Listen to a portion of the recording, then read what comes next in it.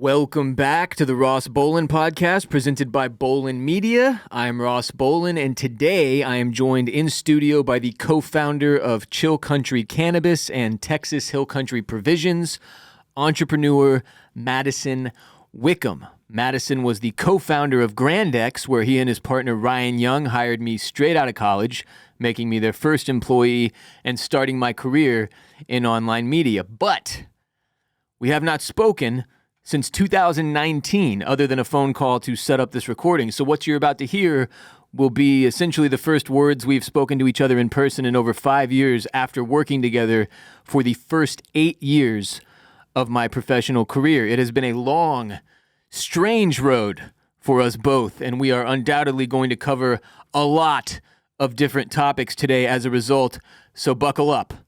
This will likely be the closest I ever come to a 3-hour Joe Rogan-style podcast, but hopefully it will result in some healing. Let's do this.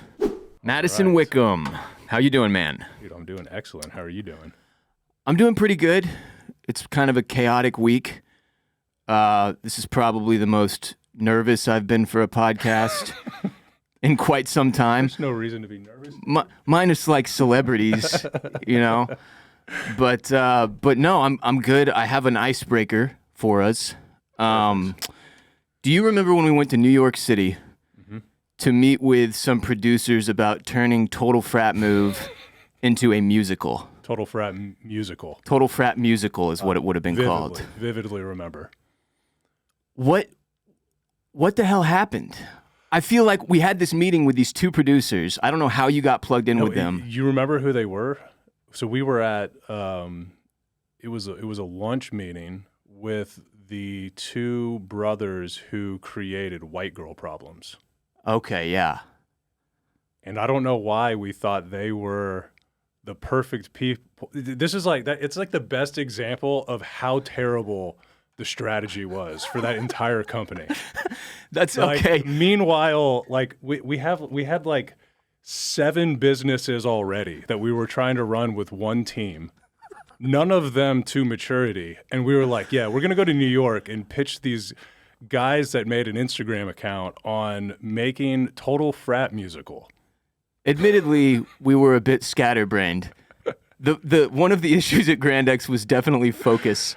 But that meeting, which again, I wasn't even like super privy to how it came about, but it was you and me and Ryan meeting with these two guys in New York City. I had never been to New York City before. It was my first time going and my only time going.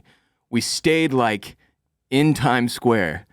Yes. And my room's view was a giant air conditioning duct that was like leaking onto the window. Yeah. And it was probably expensive too. But it probably was. But we went and saw Book of Mormon. We had great seats for Book of Mormon on Broadway. That was hilarious. But we met with these guys about turning Total Frat Move into Total Frat Musical. And if I remember correctly, the premise they wanted to run with was that the main character was going to be a brother of the fraternity who was a closeted gay man. Yeah, and the concept was hilarious. Mm-hmm. Yeah, I believe that the idea for the kind of like the grand, I don't know what you call it. I don't know Broadway. The grand fucking song was gonna be "It's Not Gay If It's Brotherhood." Oh right, yeah. Like the big finale, the big song. Yeah, well, it was kind of like inspired by Book of Mormon. Yeah, I think it was relevant that we went and saw that on that trip. Turn it off like a light switch. You remember that song? Oh my god, dude, it was so. I was on edibles for that. I think we were like 3 rows deep. We had great seats. We got some weed cookies. I think so. And then we had great seats. I have so like that whole era is I have like some vivid memories, but I know that there is so much that I've just blocked out of my head. I mean, like you said, there was so much going on constantly that it was like even preparing for this episode, like trying to come up with questions. I was remembering things that I'd completely wiped from my mind. Yeah, it was like an entire separate lifetime. Certainly now it feels that way for both of us. Yeah. How did you like the transition as Grandex wound down and we were, people were leaving, you were having to let people go? Like, what was that period of your life like? Because for me, just to give you my version of it, my personal life was chaos at that point. I had no idea what I was doing, just in general, as a human being. Like, work was probably the most stable part of my life.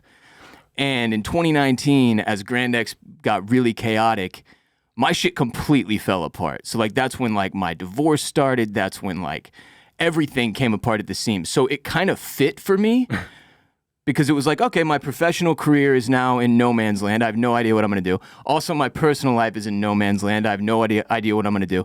And then the pandemic started in 2020, and it kind of put me in this place where I felt okay because the world was in chaos, so I felt okay about my shit being a mess. Yeah, that's when it's like, this is some sort of simulation, because not only is my personal life falling apart, my professional life is falling apart. Now the world is devolving into chaos. And it made me feel better. I was like, good, everybody's fucked. It's not just me. Yeah, I think it might. I mean, I'm sure that some people listening know some of the background, but maybe it's best to start at the beginning.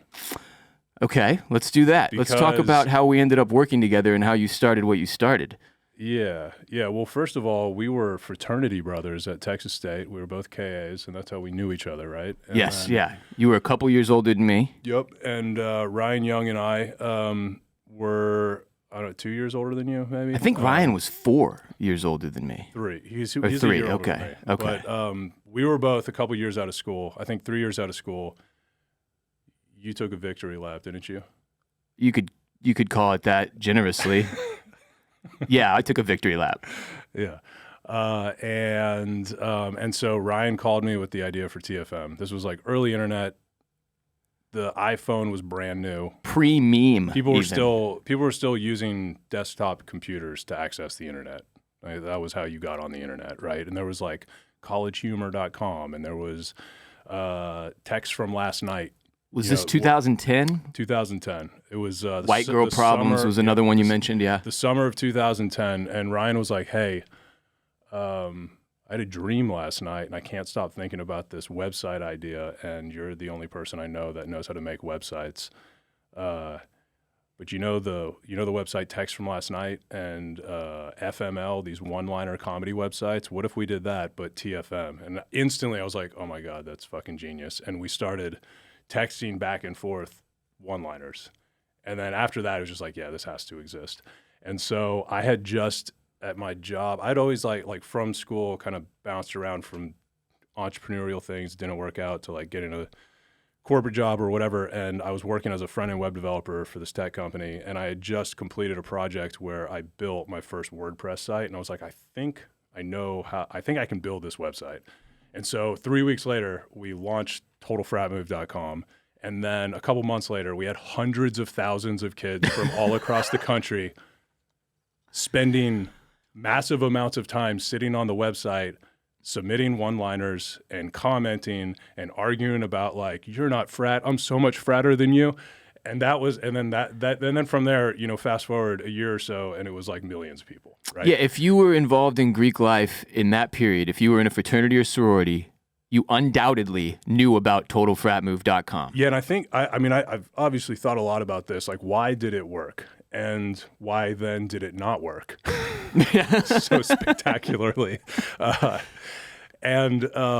think it worked in the beginning because it was so true. It was so radically authentic in a world where anytime you saw a frat guy character in like a movie or whatever, it was always this kind of watered down caricature of what Hollywood thought a frat guy was. It was right? Cartoonish, and just like, it's like, that's not, I don't identify with that, right? So it's like, and first of all, it like, the whole idea was, it was a joke, right? It was like making fun of the situation. It was like, this is such an absurd thing that exists. You get a bunch of underage kids who pool their parents' money together to rent a mansion in the middle of campus to throw drug and alcohol-fueled parties. And everyone's okay with this, and it happens on every college campus across the entire country. Just accepted culturally. And the thing about it is, as a frat guy, you are in on the joke. You were like, yes, this is absurd, but also it's awesome, and we're going to do this every weekend. And so it's like this crazy thing that exists and everyone just ignores. And it's on these campuses that are institutes of higher learning. It makes no sense at all. I don't understand how this got approved, but it did. And it was awesome. And then when we graduated, we were like, fuck, now that's done. And real life has to start. Yeah, now we have to work. We have responsibilities. But then it was like, okay, but always, even in college, Ryan and I would talk at length about like just how ridiculous and awesome and hilarious it all is, and like we should make a movie, which we did, kind of. Which we did. The absurdity of it, though, is what makes it so captivating. Yeah, because it doesn't really make sense. It doesn't make sense, and it's just the perfect breeding ground for comedy, right? So it was like just. There's just gold. It's a gold mine of comedy. And right? the only real representation of this that was authentic was a 1978 film, Animal House. Animal House was a good one. That was kind of it. There was like there was fratty.net.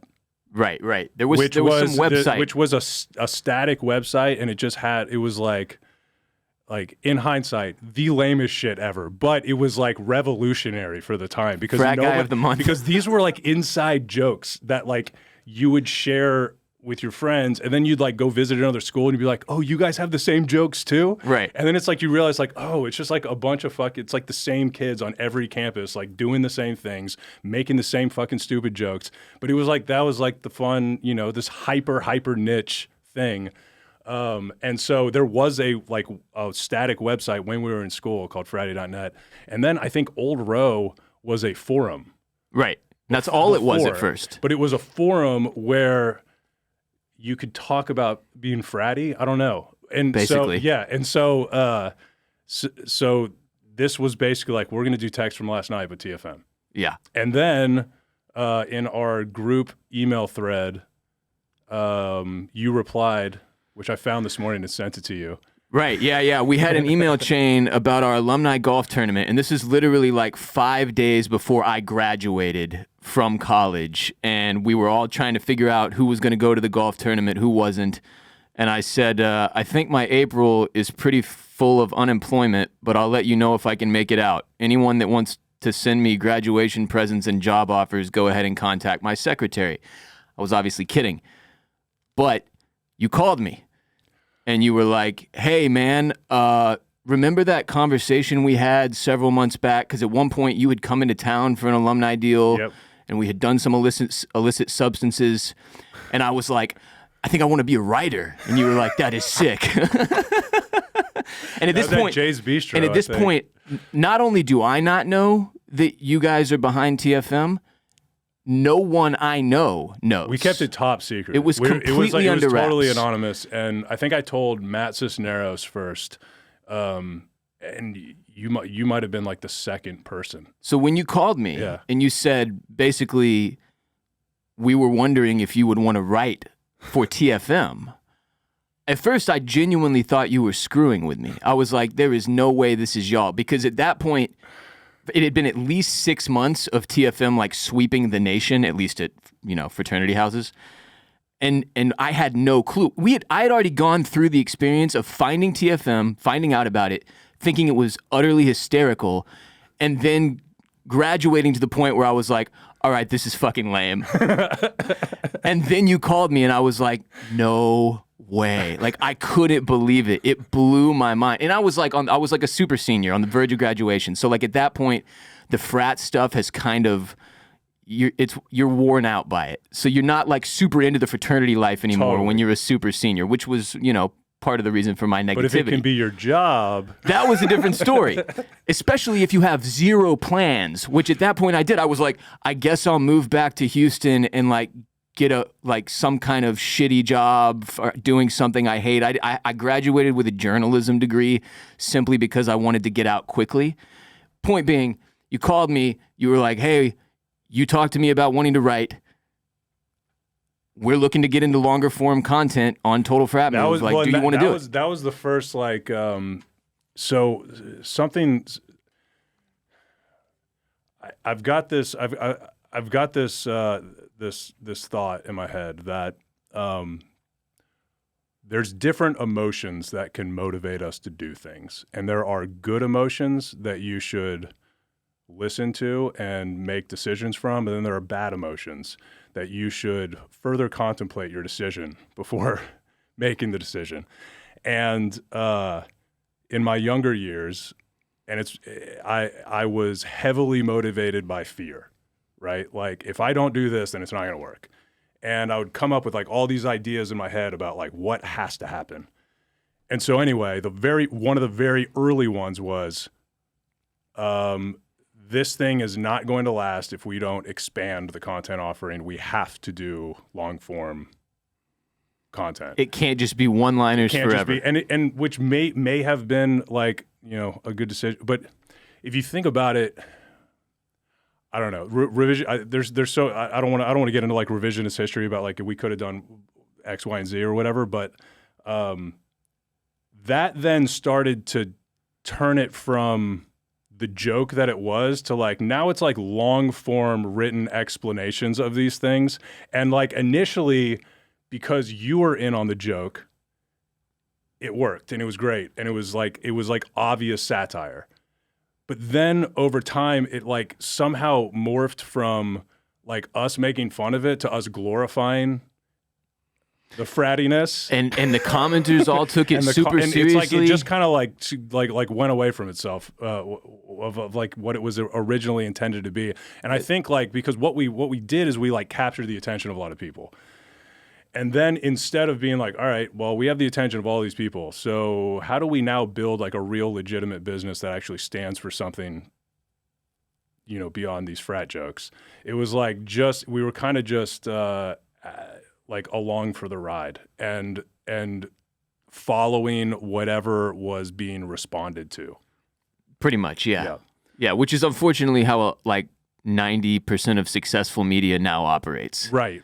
Just it's about response, chasing the clicks, chasing the engagement. It's not really about like any type of mission statement. It's just what do people react to? What's the most reactive thing we can put out there, right? Yeah, and so it's it kind of from the very, very, very early on, it started to veer away from like this really pure, like Ryan and I were so fucking excited about this idea and it was so fun to build the website. Well, and then the response you got almost immediately. Right. And so, I mean, but we were fucking 25 complete idiots, like no clue what to do with like, it was just classic, like we caught lightning in the bottle and it was like, now what? It was like too powerful. How do we capitalize on this? Yeah. The pressure must have felt enormous. Yeah, and so despite that, we built a massive fucking company. We had 50 employees at our peak. What was it, 53? Or 50, sounds whatever. Right, something like that. 50 is the number I have in my head. And I think I did the math at one point, and we generated $55 million in revenue over, I don't remember the period, but we spent like 57. Just slightly off with our calculations there. Never been good at math. Yeah. What was the highest valuation you remember? The highest I remember was in the 30 millions, 35 or something like that. I don't even remember. I just remember there was a Business Insider article at 20 million. 20 million valuation. Yeah. But I mean, that was all just fucking... Just numbers. Just made up. It was actually clearly worth zero. But that's kind of how things function in media too, strangely. Yeah. Like some of these things that, like I see the numbers attached to some of these big media companies, or even something like Pat McAfee going to ESPN, I can never make sense of the math. Because I've seen the other side of it. Yeah. For, you know, I'm on like year 14 now of doing media. And it is kind of make-believe, but it seems like a lot of businesses are make-believe. Like everything is a little make-believe if you really, really think about it. Yeah, we just made all this shit up. And that's like, I mean, there's honestly wisdom in that. It's like everything is made up. It takes the pressure off when you acknowledge that some. And then it puts the pressure back on. It's like, okay, well, what are you going to make up? Yeah, you know, and that's really like.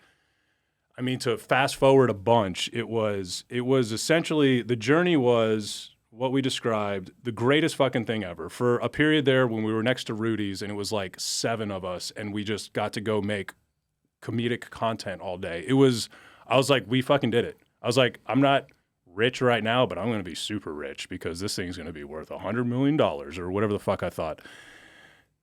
And it was like complete professional satisfaction. Just like, this is the greatest thing. People fucking love it. You're like, in charge of all of it. Yeah. It was just like, this is it. We did it. And then probably dude, God, I have the very vivid memory of Matt Felser, God bless him, genius engineer, developer, who we were fortunate to have on our team for many years. At one point, he was like, dude, you got to look at Barstool Sports. They are crushing it. And I was like, that's a stupid name. Yeah. Just like the most arrogant, idiotic fucking response ever to this guy who's like a fucking legit genius. And he was pretty plugged in at that point. Very plugged in. And then eventually he left, and now he's like a fucking he's like a high up at Facebook, I believe. I think I checked. After things went awry at Grandex, he attacked me on Twitter and blamed me for the company's demise. Oh no. And so we never spoke again. But to be fair, to set the record straight, it was definitely my fault. I was so confused by the accusation. I was like, I had no idea what was going on for the most part. Like, I was just the content guy. I felt like he had more power than me. But anyway, so I remember that clearly. And there was a point where like we were neck and neck with Barstool, like size of the website wise, audience traffic wise, right? all of that. Yeah. Which is insane to think about. But yeah. So then it was this like started as a slow decline and continued to accelerate. But we hit this point where it was just like, this company is completely unmanageable. We had multiple media brands with multiple writing teams, and we had a podcast network, and we had multiple e-commerce sites with totally different like product strategies, and we were manufacturing product, and we were selling stuff to wholesale and on e-com. It was absolute chaos. And any one of those businesses, with the team we had, we could have fucking crushed. And in hindsight, with what I know now, I mean, there are so many things I would have done differently, but squeezing that fucking thing down to like, all right, this is the business. Fuck everything else. We're focusing on this. It would have been a great business. It's hard to do that though, man. It's hard to do that. The other fundamental problem with Grandex is it was built on kind of a rotten foundation, because the foundation was funny frat comedy, which morphed into essentially just glorifying the party lifestyle, which is, there's nothing of value. It's a little shallow. There's just nothing of value there. So there's nothing to really like sink yourself into and be like, we're doing this there's a reason we're doing this, right? Beyond like, we want to make a bunch of money. And that was really like, you know, I've always gravitated towards doing creative things. I've always like, my favorite thing ever is to make stuff.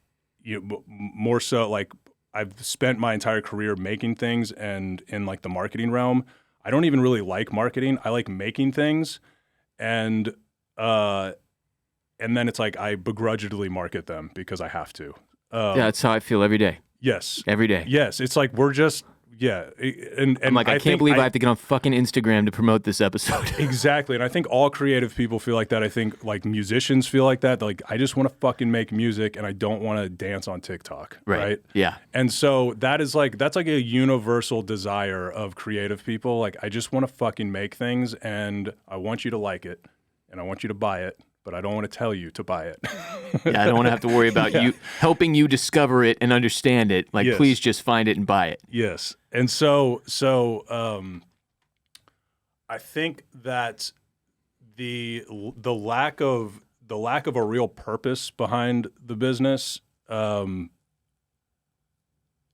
of was like a killer from the very beginning. No, I totally understand what you're saying. I mean, and just to kind of give a little more detail to the early days, like when you guys hired me, I showed up to the office, and it was the room was probably about the size of this room. Yep. And it was you and Ryan and me, and the building attached to a DPS. So like, you couldn't even find parking because the DPS was constantly packed. Yeah. It was the cheapest possible office space you could have. $450 a month. And we were in there just like writing stupid one-liner jokes, and I was writing columns under pseudonyms, under like, you know, funny fratty anonymous names. You had like 7 aliases. So it looked like there were 7 people writing for the site, but it was just me.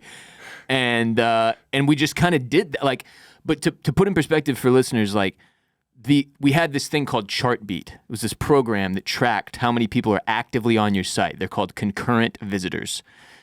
And we would watch this thing shoot up daily. And when we'd put out columns, we'd watch it spike when we like sent them out on social media or whatever. And it became like crack. Yes. Yeah. Like it was so powerful to watch thousands and thousands and thousands and thousands and thousands of people just like rush in, read the thing I had just written, and then like go search other parts of the site and check out the one-liners and eventually the photos and eventually the videos. But like, that's early days even. That's as strong as any drug. It was fucking insane. And it's not even something you can quantify when you're sitting there in the midst of it. Like, oh, there are 40,000 kids on the website right now or whatever. Like, there was no way for me to make sense of that in my mind. I was just like, try to ignore it and write another funny column and hope they don't hate it, you know? One thing both Madison and I know is that when you're starting a business or running a startup, it can be incredibly intimidating and lonely because you're wearing so many different hats. Suddenly you're the marketing department, but you're also in charge of merchandising and you're creating the content and you're the HR department. It's ridiculous.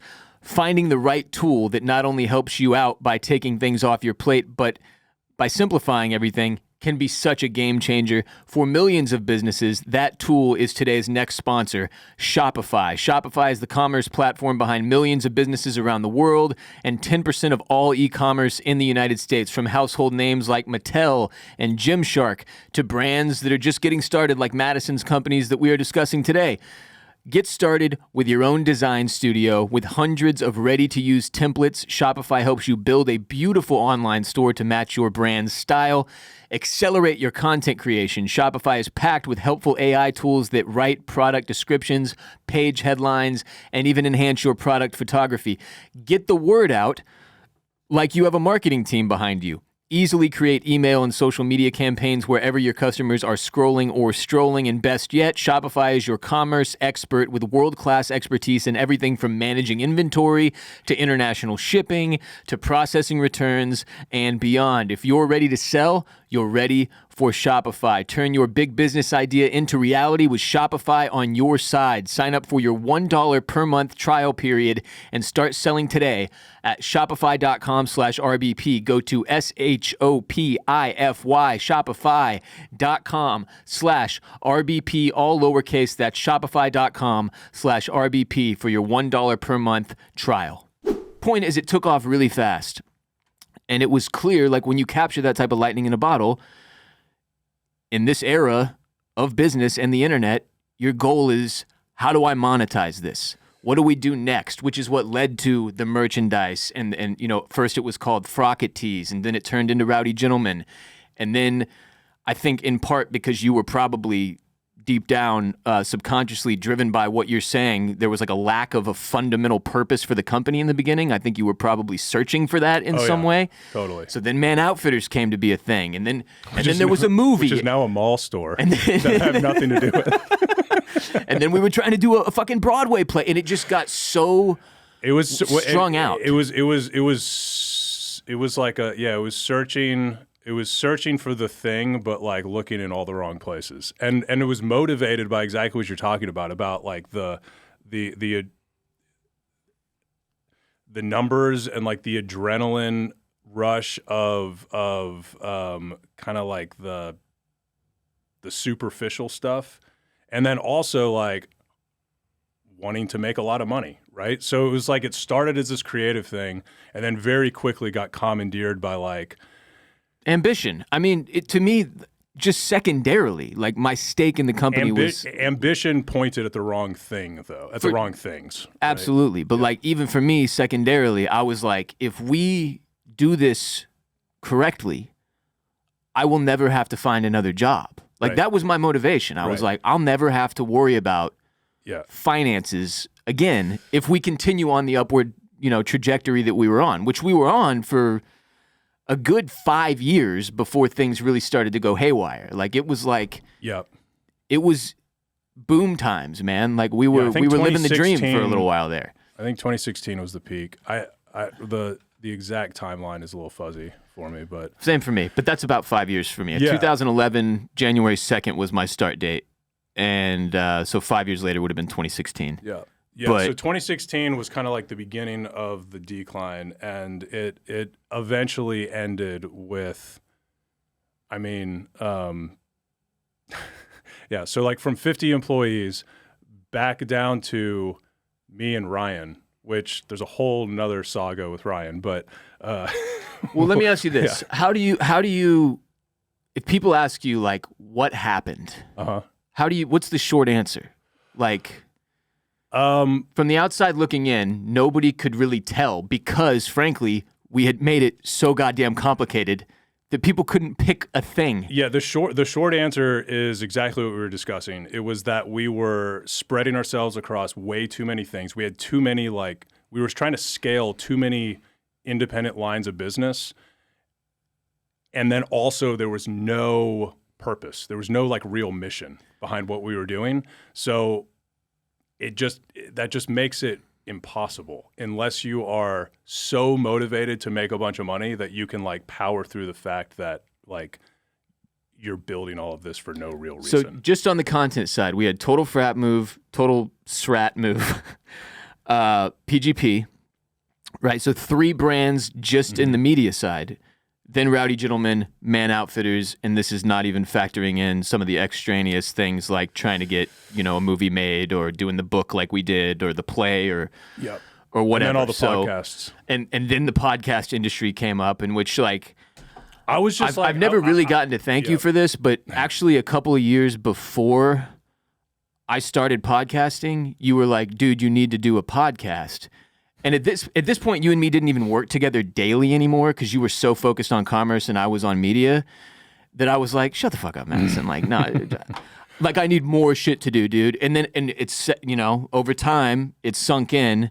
I watched the podcasting industry continue to blow up and I was like, well, yeah, I like talking and I think I could do this. And now it's been my job for another 5 years post Grandex. So I appreciate the push and the opportunity. I'm glad that you're doing it. I became obsessed with the format. I had a conversation with this dude who's I forget his name, but he is a private equity guy, and he was going on and on about the podcast industry from a private equity perspective and advertising perspective. And I was like, maybe I should listen to a podcast. So then I just get on the podcast app and I'm scrolling through the top 10 and I see Joe Rogan's podcast. I'm like, I've heard of this guy. And the episode that I picked was him and Shane Smith, the founder of Vice. Oh, God. And it was 3.5 hours long. And it was Shane Smith explaining the entire media industry. So I was totally captivated because it was the topic I cared the most about. But they were also drinking whiskey. So by the end of it, they were hammered and they were just the end of the podcast was an hour of them just telling each other how much they love one another. And I was just this is the greatest media format I've ever seen. It's very authentic, right? Yeah. I was just I've never seen anything like this. This is not traditional mainstream media where everyone's buttoned up and in a suit and tie and you can't curse and certainly no one's drinking publicly anyway. And it was so real too. It was this motherfucker built Vice and he's explaining everything. It was so awesome. It's funny that it was Shane Smith because he was also represented by our book agent, Bird Leeville. That's true. That did the TFM book eventually. It's a small world. It's a small simulation. But yeah, podcasting, we had all those brands, way too many brands. I know, a listener sent me those. Way too many brands. It just became way too much to manage. And then from my perspective, which is by no means the correct one, it seemed like cash flow was the thing that really fucked us in the end. Cash is the oxygen, right? So if you run out of cash, you're dead. Yeah. So we were always in a financial predicament because we were doing so many things. The amount that I have learned about business finance, our operating expenses were absurd for what we were doing. And if we would have picked a lane and said, we're just going to do podcasts, say, we could have gotten rid of 80% of our operational costs and had a really nice profitable business, and everybody could have been having a good time, but it was one of the, just became impossible to manage. It was the mistakes from the very beginning, and me. It was me too. It was like me and Ryan were the partnership, but I was the one that was like, we're going to do this. And so I was the one like driving us in all of these different directions. And I just didn't know what the fuck I was doing. I didn't know what I wanted or what I believed in, or like, I didn't know myself well enough to build a successful company. It literally was impossible from day one. No, I mean, considering the scale that it got to, and knowing what I know now, because I feel like I know so much, having done Bolin Media for 5 years now, I feel like I know so much more than I did. Like, there was a point a couple of years back where it occurred to me, it dawned on me how crazy it was what you pulled off for as long as you did. Because my goal has been to keep this thing as small and easy to manage as possible, because of what we experienced. But the fact that you were able to keep all those plates spinning for that many years, I really don't know how you did it. Like, I don't understand. Like, it had to have driven you fucking insane behind the scenes. I mean, it was the downward slope was easily the most difficult experience of my entire life. But here's what's so beautiful about it. Is I spent the first leg of it just like, this is fucking awesome, we did it.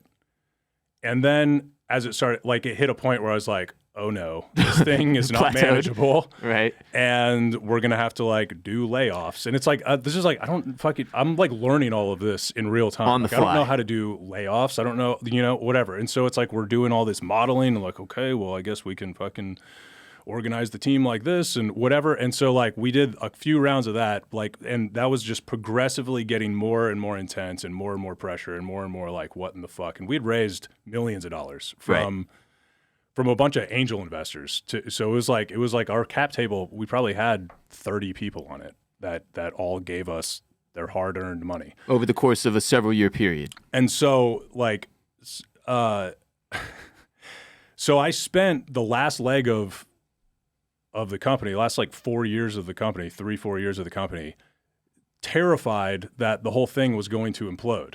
Right. And then it implodes. And I was as devastating as I thought it was going to be in the moment. But then a little bit of time passed and I'm like, oh, everything's fine.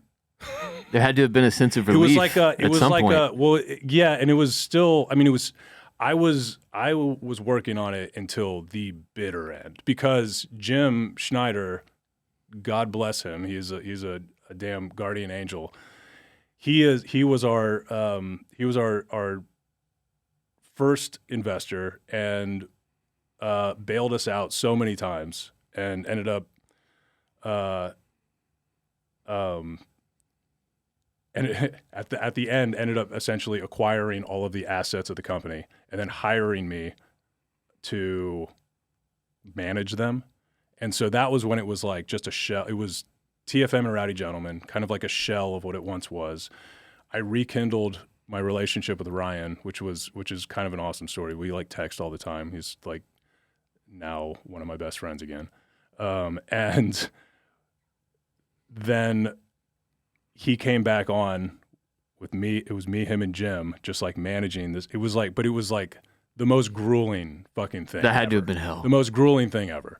And so I was in this position where I was like, I know for sure that I'm not going to salvage anything out of this. And there were moments of like, well, maybe I can just get Rowdy Gentlemen kind of like back to like classic Americana and I can fucking get into like the designing of it. But it was every time it was just so riddled with, it's legit PTSD.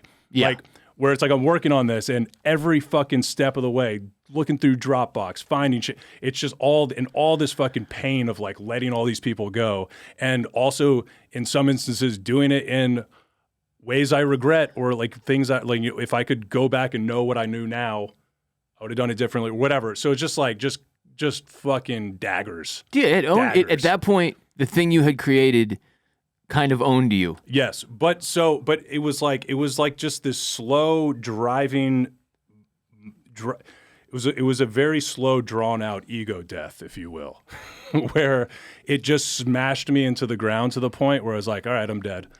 And then I was like, oh wait, I'm not dead, and everything is fine. And this is when I like had this realization of like, you know, if I never make more money than I need to live a humble life with my family, then luckily my family has been rock solid the entire way through. And Kim has been fucking ride or die the whole way. So it's like, but this realization of like, I don't fucking need anything. I want to do creative stuff with my hands. I want to fucking make things. And I want to be able to feed my family and maybe go on a fucking humble vacation here and there. And anything beyond that is fucking gravy. Yeah. And so that was then like, I think that's a life step a lot of people take too, by the way. I think for a lot of people, you start off in your 20s and you're like, you have this version of ambition and these goals that you have in your head that you think you've set for yourself that are maybe programmed into you through either your parents or media or movies or society or whatever. And you chase that, and you get to a point, whether it's because of success or failure, or maybe a combination of the two, like in our case, where you realize those aren't the right dreams or the right goals or what really matters, right? But this is the way of life too. It's like, it's part of the reason that I eventually got to a place where you mentioned like the PTSD angle of it. Like, dude, I stopped talking to people, you included, that I loved because I just couldn't anymore. It was too much. Because it just brings up those fucking daggers. And you need to let shit breathe. And like, you know, like pretty much everyone there became, there was a group at Grandex that were my best friends inside and outside of work. Mm. And when my life and the company at the same time sort of fell apart, I was like, I just need a fucking clean slate for a while. Like, I need to be able, because I couldn't even figure out what you're speaking to now, which is like, what are the lessons? Right. What do we take away from this? Totally. I couldn't figure it out yet. So I was like, I just need to breathe. I need space so I can reflect on this and see what's what. There was so much, like, at the end, there was like all this anger and animosity and spitefulness, and a lot of it was confusion. It wasn't even real. It was all of us just like, fuck, everything is fucking falling apart. What the fuck do we do? For like 2 straight years. And it broke everyone's brains. That's the way I felt by the time it was over. I was like, we had a great ride. This was one hell of a learning experience, but I got to get the fuck out of here and try to rebuild my brain, because I've been on the goddamn internet every day, nonstop, for fucking 8 years, trying to entertain strangers named like Frat Dick 420 in the fucking comments section, and I got to go figure out what I'm going to do as an adult man who's like 2 years sober and like going through a divorce. Like, I have this belief that I think that everybody is experiencing a slightly different version of the same thing. Like, we all, like,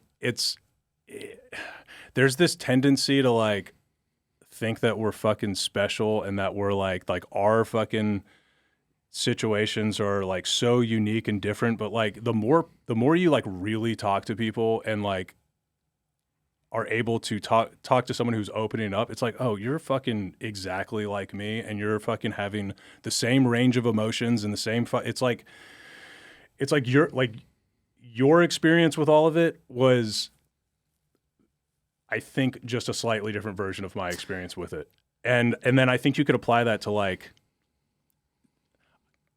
I don't know. It's okay. So it's like obvious. There's some people objectively experience more traumatic situations, right? Like there are levels to trauma, but within each individual, like the most traumatic thing that's ever happened to you is a 10, and the most traumatic thing that happened to the Vietnam soldier is also a 10.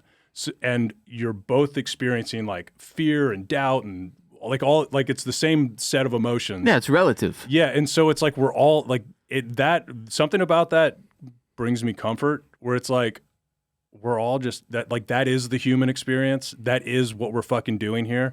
I don't you know, like, I mean, I've done a lot of like philosophical soul searching, and I've got some wild ideas about what the fuck I think's going on. But like, it seems to me like everybody is kind of going through the same like weird little story.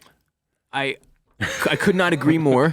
I'm like 5 years now into doing therapy really heavily. And I'm 2.5 years. When my son was 6 months out from being born, I realized I needed to start taking it even more seriously. So I started going weekly. And what you're talking about is one of the things that I've discovered too, that everybody has a little bit of main character syndrome and narcissism on a sliding scale. Some of us more than others, for sure, and for different reasons. But if once you accept that there's more to life than just your own story and the story you're telling yourself in your head, and you connect with enough people to realize what you're speaking to, which is that, okay, we all have pretty similar experiences, just in different ways and maybe at different periods in our lives.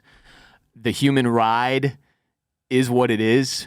Your version of it is not truly special. You're not a fucking snowflake. There's billions of people on the planet. We're all pretty much going through this shit. Yes. No one out there is just having a free ride where they have no issues or no real problems. Like, everyone is suffering in some way. Yes. Once you make sense of that, at least for me, it's made the pill of life a lot easier to swallow. Yes. Where it's like, the world does not crumble based on what happens to me. It's all, all fucking, yeah, it's like all of that is happening in our heads. Like, nobody gives a fuck about Grandex or TFM. And controlling that, like, what's going on in your own head, I didn't do that for 30 fucking years. For 30 years, I just let my brain go, here's all the crazy ideas and thoughts that I have. And I was like, yes, more of those. Like, I thought that was good. I was like, I wanted it to be as unhinged as possible because I thought that's what made me creative and gave me what was my gift. And then eventually I figured out, I'm going to fucking kill myself if I live this way. Like, I can't let my thoughts run unchecked. Most people aren't doing this way. Maybe I should go to therapy. So I did. But yeah, it's fucking unbelievable. Every entrepreneur ever, or anyone that's ever worked at a startup, knows the cliche, basically, that like, you have to fail to succeed. Mm. And I remember being at Grandex and being like, that is horseshit. We are on a fucking rocket ship. We are never going to crash. Like, I am special. I found the loophole. I'm never going to have to experience like professional failure or pain. And then like 5 years later, I was like, God damn it. But it is cool, man, to see like the growth and the ability to reflect. The thing that I'm so obsessed with now is the fact that it's possible to actually heal the shit that causes me to steer Grandex into the direction I steered it in. Because I think that I have this analogy that I like, that we've got all these voices in our head, and you've got like the high spirit voice that's telling you the right things that you should be listening to, that's going to tell you like you should do this and that you should do it. And then you have all these other like low level demon voices, like the fear demon, the greed demon, the fucking pride demon, and they're just like, fucking suck. What if it doesn't work? You're a fucking or just failure. Like, you need that money, you better fucking do it. You know, it's like, or like, imagine how much money you could make, you know? And if you don't, not to take this into a weird religious direction, but if you don't listen to the right voice, if you don't cultivate a relationship with like this voice that is coming from something that is like, fuck. From like a place of positivity and love? I'm trying to think of how to explain this without coming off as like a weird religious person. But I wouldn't worry too much about that. I grew up in a house where my parents were free-thinking, like hippie type people that were here like, in Austin. They were spiritual. They were like, here's what we believe. Nobody knows what's going on, and you got to figure it out for yourself. Which was like a blessing and a curse, because I spent a lot of my younger years with a lot of existential dread of like, what the fuck is this? Like, what is life? What the fuck is this? Why am I here? Who's in charge? What am I supposed to do? Why do this over that? And particularly after Grandex, it was just like, what the fuck am I supposed to do? Make more shirts? Yeah. Right? What? Like, I don't want to do that. It's a devastating thought process. What the fuck am I going to do? Like, why? Why? Go get a job and like just fucking... Mine was the inverse of this. I was raised super religious. Yes. In a Christian household. Well, my dad was atheist. My mom was very Christian. My dad didn't care one way or the other what we did spiritually. And so I was in church and went to a church school, and then I popped out in my late 20s and was like, I don't believe any of this shit. Like I don't like the church. I don't like the way it functions. I don't like some of the how religion has been like weaponized and politicized. And so I came out of that fog into what you're talking about, where I was like, what is this? What is any of this? And it was terrifying. And it took me literally the last like 3-4 years of reestablishing my own spiritual philosophy to be able to feel okay again. Like the existential dread I felt every fucking day waking up was because I had all this programming. Like Christianity's pretty straightforward. It's like there's God, there's Jesus, who's the Son of God, and Jesus died on a cross for all of your sins on 420. And that's the reason that you're able to make mistakes and ask for forgiveness. And if you do that, and you love your neighbor and don't murder, and then when you die, you're going to go to heaven, the greatest place in the world. So it's a pretty straightforward, motivating thing. It's like if you're good and you ask for forgiveness when you're not, and you do your best to be kind, you'll be rewarded with everlasting life. You will never die. Mm-hmm. You will live forever with God. And I was like, sick. This sounds dope. And then in my late 20s, I was like, oh fuck, I think this... Wait, how do you know? Yeah, I think I may have bought in too hard. And it started to unravel, and it left me in this place where I had no spiritual foundation. And so I started looking in other directions and looking into shit like Buddhism, how that functions, and why those people believe what they believe. And getting a more well-rounded version of spirituality was enormous for me. Yeah, again, slightly different version of the same experience. And so yeah, I've done the same thing, and I've been endlessly fascinated with like what the fuck is going on here, and it has led me down so many bizarre paths.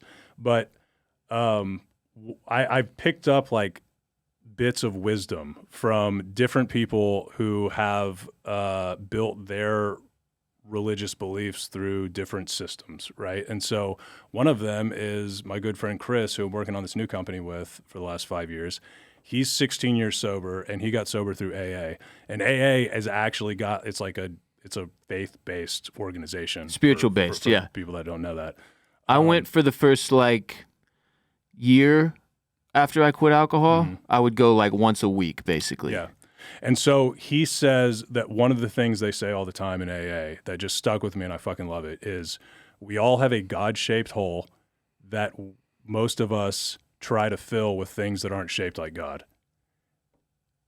Whether it be booze, drugs, sex, money, cell phone addiction, material possessions, fucking exercise regimen. Oh, if I work out every day, then I'll be happy. No, if I do the keto diet, if I'm in ketosis, then that's gonna be the thing. It's like grabbing for all of these external things when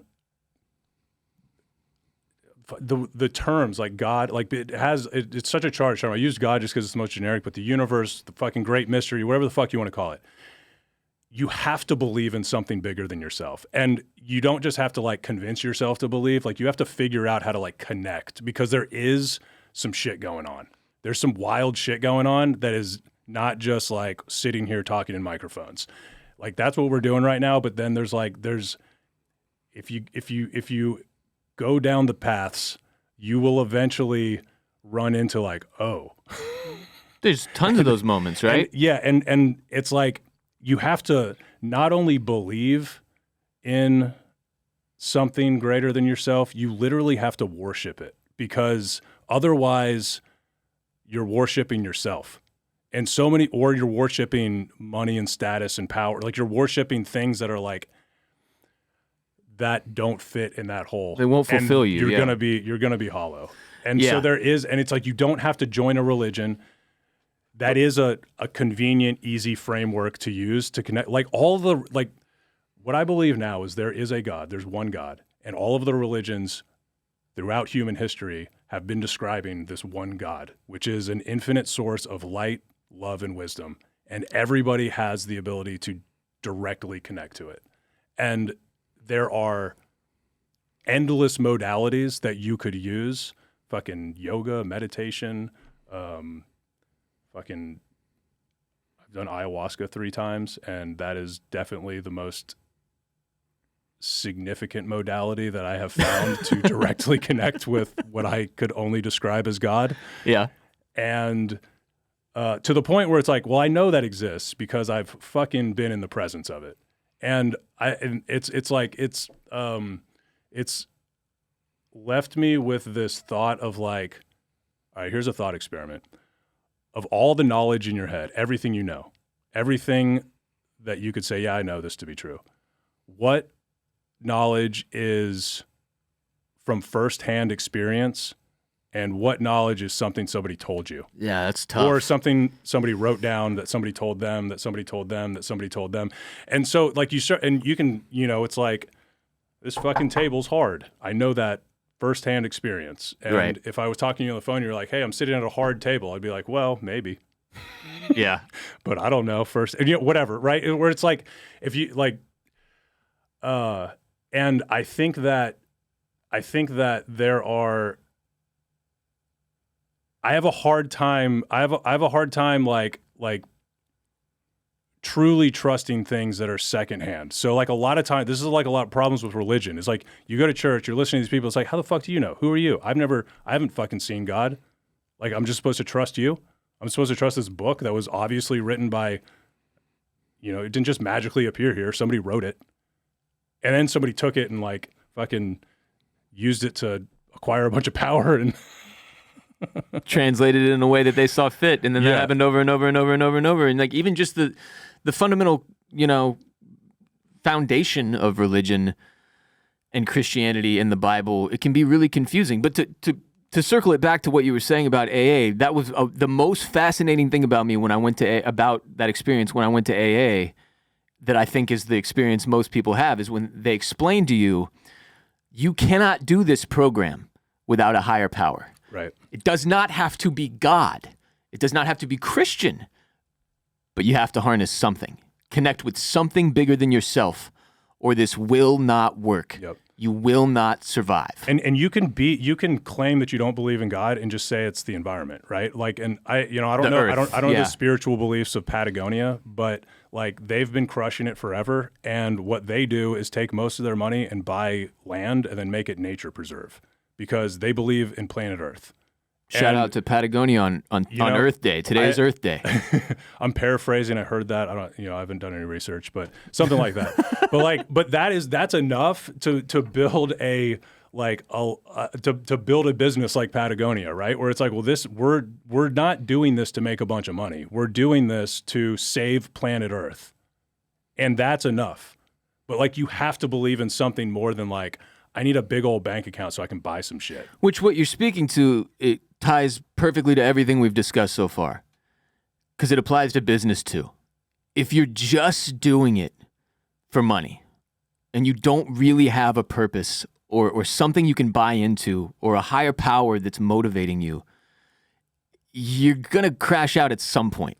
Maybe not immediately. You might have years of success. You might even make a lot of money. You might. But you'll get to that point and realize, I feel the same way as I did before. Yep. Well, capitalism is this like amoral system for accumulating resources. Right. And the more resources you have, the more power and leverage you have, and the more influence you have, right? And so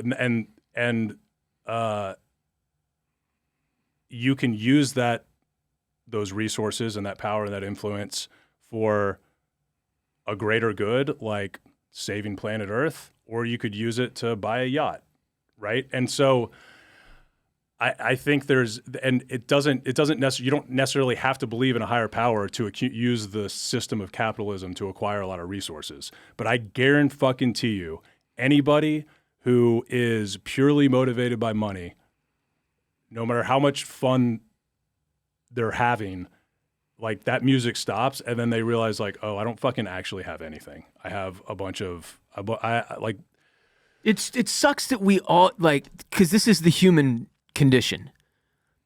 On some level, we all know what you're saying to be true. And yet we're seduced by the idea of money and power and fame. And then we all know, we've all been told at some point or read a book that conveyed this. Like, if that's the route you go and you get to the end, you can't take the money with you, bro. You did all that for nothing, really. Like, it doesn't go with you. You die. You go back into the earth, and that's it. The worst part is, like, I think if you're chasing hollow goals like that, then you're actually mostly miserable in like day-to-day life. So it's not like I don't have like these grand motivations of like I don't give a fuck about like a legacy. Like, I don't care what the fuck people think about me after I'm dead. I'm optimizing for like peace of mind day to day. And by having like a real faith in something greater than myself and having like real strong ideas about what it is that fucking thing wants me to do, then it's like I'm fucking like. So I guess for more context there, so like this new company, Texas Hill Country Provisions and Chill Country are the two companies or two brands, and it started basically from the ashes of Grandex. I was like, what the fuck am I going to do? And that moment where I was like, I don't fucking need a lot of money. I need just enough money. And what I really need is to be able to fucking do real hands-on creative work and make things. And so I, from the very beginning, was like, before I even locked into like the brand concept or anything, I was like, I am going to prioritize creative integrity above everything else. The second priority is making money, because you have to make enough money for everything to work. But I will never make a decision. I will never make a finance decision that jeopardizes the creative integrity. And that was like this fuzzy North Star that I kind of embarked with from the very beginning. And that, despite like in the early stages, I still didn't have near as much clarity as I do now. But that North Star got us to here. And now, and it's like, it's unbelievable just with that simple prioritization of like integrity above money. Everything has unfolded in like in a way that makes me fucking believe in God. It simplifies everything too. Yeah, I know. I hear you on the high level, but I have turned down so many fucking opportunities that on paper were like crazy. And now I see them, they're just temptations. And it's like this fucking video game where it's like we get these fucking, like, you start having success and then all of a sudden you're getting all of these opportunities thrown at you. And almost all of them should be like, nope, fuck you. And not that I've turned down every single one of them, but enough of them. And then anytime we've like made the wrong decision, we fucking correct it. And it's just kept us on this path. And now, like, the framework for making those decisions is so crystal clear. It's like, it's the day-to-day is very pleasant. You're basically in the complete opposite scenario than you were those like 8 years with Grandex. And I think that's an important comparison, because part of what I have found about life is, one of the first episodes I ever did of this show, I did a segment where I talked about how nobody knows what they're doing. Nobody really knows. Like, because you grow up thinking like, oh, the adults have got this shit on lock. Yeah. They all know exactly what's going on. They've got this under control. I'm just going to be a kid and have fun, and one day I'll get there. But for now, you know, they've got it. And then you grow up and you become an adult and you realize like, oh, fuck, we're all just making all this up. And it's jarring because you think you thought you knew that everybody that was over 30, let's say, had their shit on lock, and they don't. But the point is, you learn as you live, right? Like, without all of the shit that went on at Grandex, you wouldn't have that level of clarity with what you're doing now. Totally, because like, you have to fuck constant, up. It's constant, like, reference points for like, oh, I know what this is. This has happened before. It's constant. Like, we're working on some pretty major changes right now not because we're in any kind of trouble, but because I'm seeing some things that we're doing strategically that I know for sure will lead to problems because of Grandex. Yeah. So it's like it was the most intense crash course in business and entrepreneurship I could have ever fucking asked for. And honestly, I think you'd be hard pressed to find an example that was more of a crash course for an entrepreneur. Yeah, there's than no way what I you could have experienced. gone to business school and gotten a fraction. Of that. Insane how much, from a value standpoint, how much you got out of that. How much I got out of it was insane. Yeah. But like you were at the highest possible level where you were seeing all of the spinning plates. Well, and I did not have to look at a lot of those. Well, so that's like that's the fundamental difference between entrepreneurship and working for a company is when you work for a company, there's this facade of security. And when you're the entrepreneur, you're just staring into the void. You're like, it's not fun. Fucking ends here, I guess. Yeah, dude, it's heavy. Okay, before we move on from Grandex and TFM and whatnot, I just wanted to note the Total Frat movie is currently streaming on Tubi. Fuck yeah. One day I will watch that thing again, but probably not anytime soon. Starring Tom Green. Dude, who the hell is getting paid off the TFM book now? I have the Italian version behind you, American College. American College. Why was that the only other country it got published in? Italy. I don't know, but you was need to call so Bird. random. Yeah. Is it still selling? People always hit me up and Surely they're like, "Who gets the royalties off that?" I'm like, I assume the company that bought the brand. I think they're just going into the void. I think the publisher might just have an account where there's there's like $48 in there, you know? From the like 9 copies we've sold. The craziest thing is that we propelled that motherfucker to the top of the New York Times bestseller. I mean, we had a machine around that thing, dude. It was 3 weeks, number 6, I think, right? I've never pumped anything harder in my life, including my wife. We went at it, bro, because we had at that point 1 million plus Twitter followers, 1 million plus Instagram followers, and for a month straight, every other post was like something about the book. Yes. And it fucking worked. It was hysterical, but we stayed on the charts, the New York Times bestseller charts for 4 weeks. Okay, to segue to our next topic. So Grandex is our shared past, but now you've got 2 new businesses, like you mentioned, one of which is sponsoring today's show, Chill Country Cannabis. You crushed that ad read. I've done a lot of them. New ventures, new success in this most recent era of your life with a whole different foundation like we just discussed. How did Chill Country Cannabis come about? Because THC Provisions, Texas Hill Country Provisions, where y'all have this awesome merch that I've been rocking on several of my shows this past couple weeks since you sent me some, thank you. That is more up the traditional alley that I already knew you knew how to conquer, right? Whereas Chill Country Cannabis is like a completely different realm. Mm-hmm. And I would imagine a significantly more complicated realm just from a production standpoint. Yeah. So this was a COVID project and my hopeful transition plan from the devastating ending of Grandex, right? Which we kind of touched on earlier. That I hit this point where I was like, I literally was like, I need to do some creative work. I was feeling creatively bankrupt and I needed to do something creative with my hands. So I gathered up some unused art supplies and like sketchbooks for my kids, like little art cabinet, and put them in my office, which I have a little shed office about this size in my backyard. And I just started forcing myself to sit down and like sketch and then do digital design. And I had this like real fuzzy idea in my head of like, it was COVID, it was lockdowns, everything's shut down. And I had this like profound, like, man, of all the places I could be trapped, I am trapped in one of the greatest places on earth, the Texas Hill Country.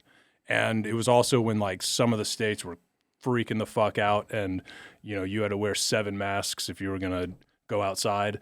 It was pretty tame here in Texas, right? And I don't even know that to be true. That's secondhand information I got off Twitter, so I don't even know what it was like. Or else I was here the whole time. Well, there were states where they were a lot more hardcore about the mandates and whatnot. Yes. And so we had like a pretty great situation here, and then it was just more like, fuck, dude, of like of all the places I could have been born on this planet, I was born. It was just this like crazy like gratitude of like not taking for granted. I don't know. It was like everything shut down, everything stopped, and gave me like I would like go out to Reimer's Ranch and hike by myself and just feel like this is fucking amazing. And so I like fell in love with the hill country and Texas, and I had this fuzzy idea in my head of like I want to make some like legit Texas gear, like not fuck you if you ain't from Texas, right? Like we would have made on Rowdy Gentlemen or whatever. Right. It's like I want like some shit that really represents Texas and particularly the hill country and how unique and badass it is, and like all the cool, unique aspects of this place that I just was. You were born hit the here, cosmic lottery. Born Yeah. here, raised here, high school here, college still technically in the hill country, 30 minutes away at Texas State. Moved back here. You're like, yeah, I've never left. And so it was like it was inspired from this place of deep gratitude and gratitude for like, and I have two loving parents that fucking did a pretty damn good job, and like all like just like the crazy like luck variables that got me to this point. And so I was just fucking around with like Texas inspired design ideas that were not your typical gas station Texas gear, right?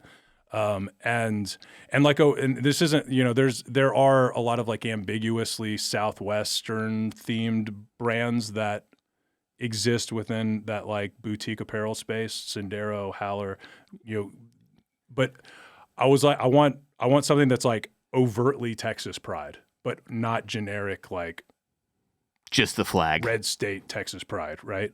And so the legalized bluebonnet picking design was like that phrase and concept and design was the first thing that I came up with. When I first saw it, I was like, this is the most Madison shit I have ever seen in my fucking life. And it was a fucking a Facebook ad, which, by the way, every single time I open that app, within one scroll, is your company pops up. They especially now that I've talked about it in the presence of my phone over the past few weeks. You got pixeled. Yeah, hard. And so for those that don't know, if you grow up as a kid in Texas, you're told that it's illegal to pick bluebonnets. It's not actually illegal, but we're told that as kids. Are you fucking serious? It's not actually most illegal? people don't know that. Yeah, it's like that's what's like so.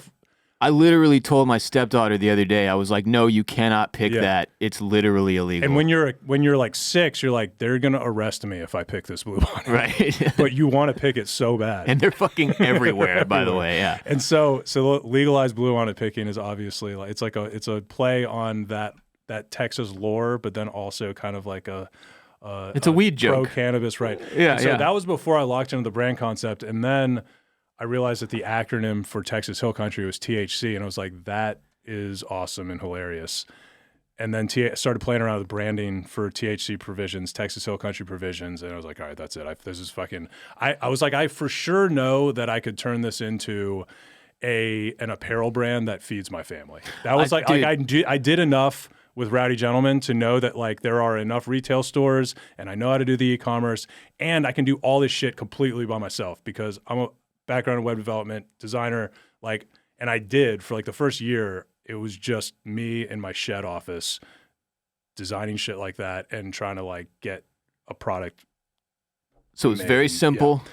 Yeah. Only needed you to do it. The first thing I noticed when I saw that you had Texas Hill Country provisions was I was like, Madison finally got really cool brand names, because one of the huge like barriers at Grandex was total frat move. Once it got to a certain size, again, we didn't really appreciate it for what it was necessarily. We were like, yeah, but everybody who's not frat thinks this is lame as shit. Yeah, it's interesting though, because I still went like hyper niche. It was like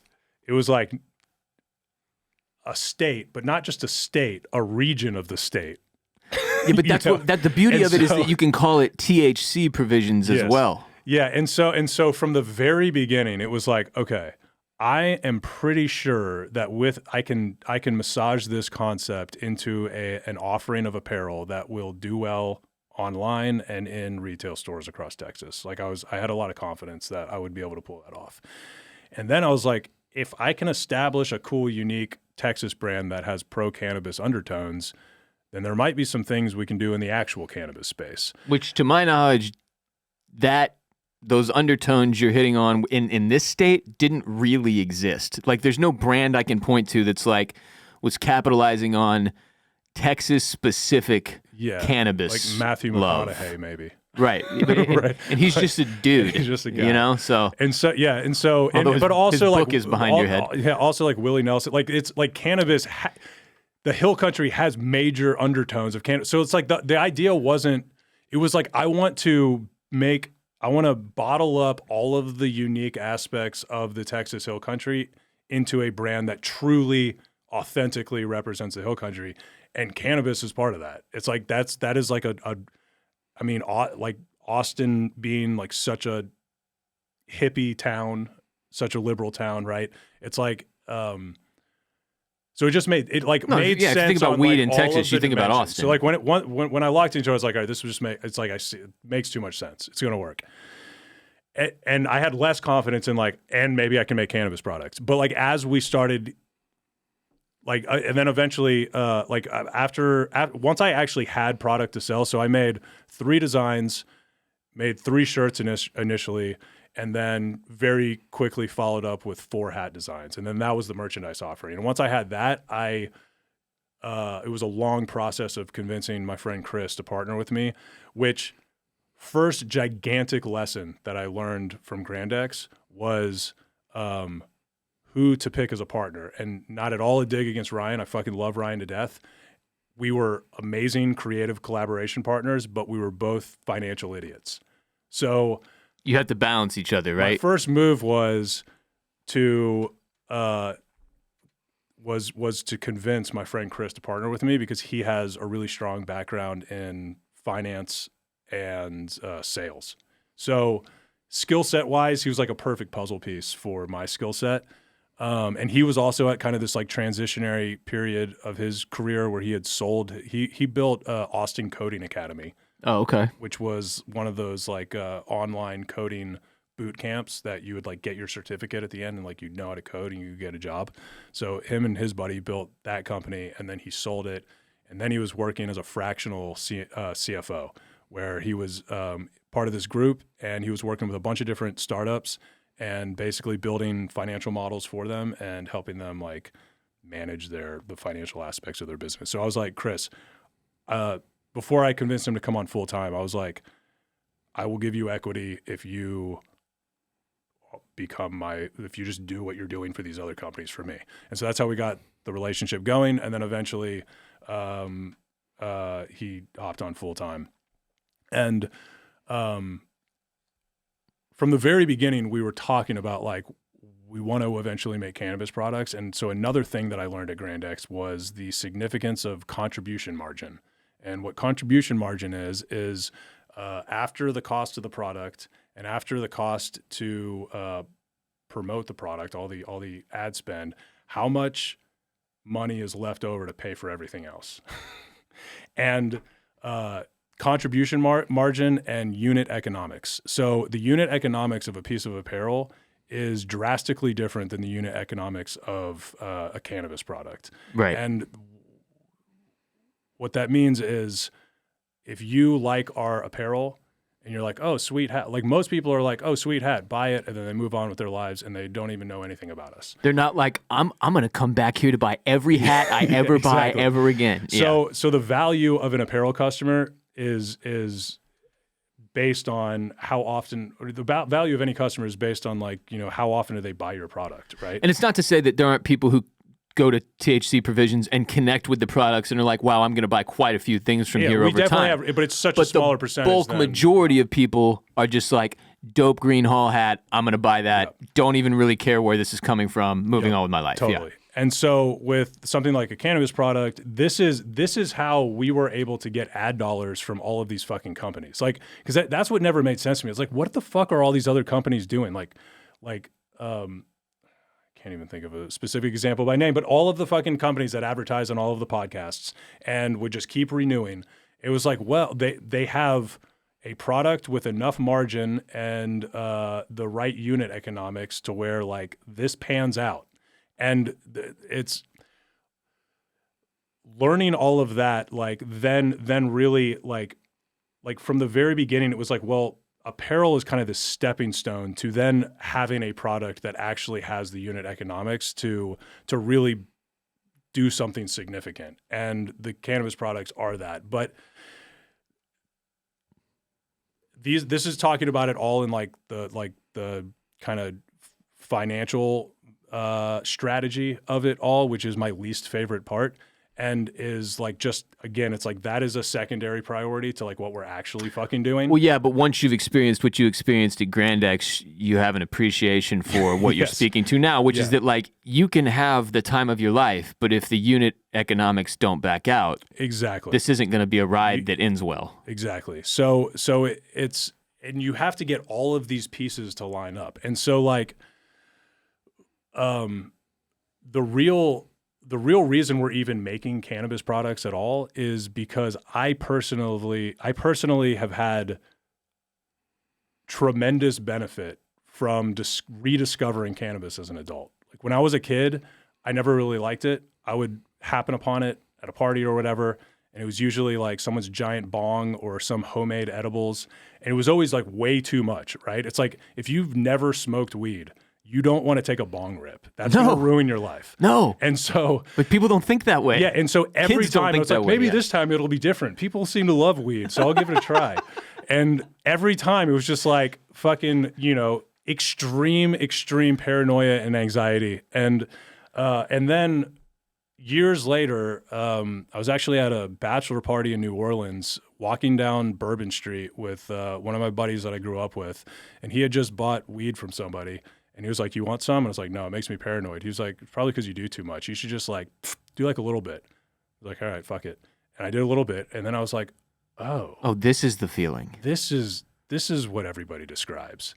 I didn't even know you could just do a little bit. I don't have to nuke my brain into oblivion with bong rips to achieve what I'm looking for here." Yes, and so that was like a huge moment where I was like, there's something to this. I had that moment about 3 years ago.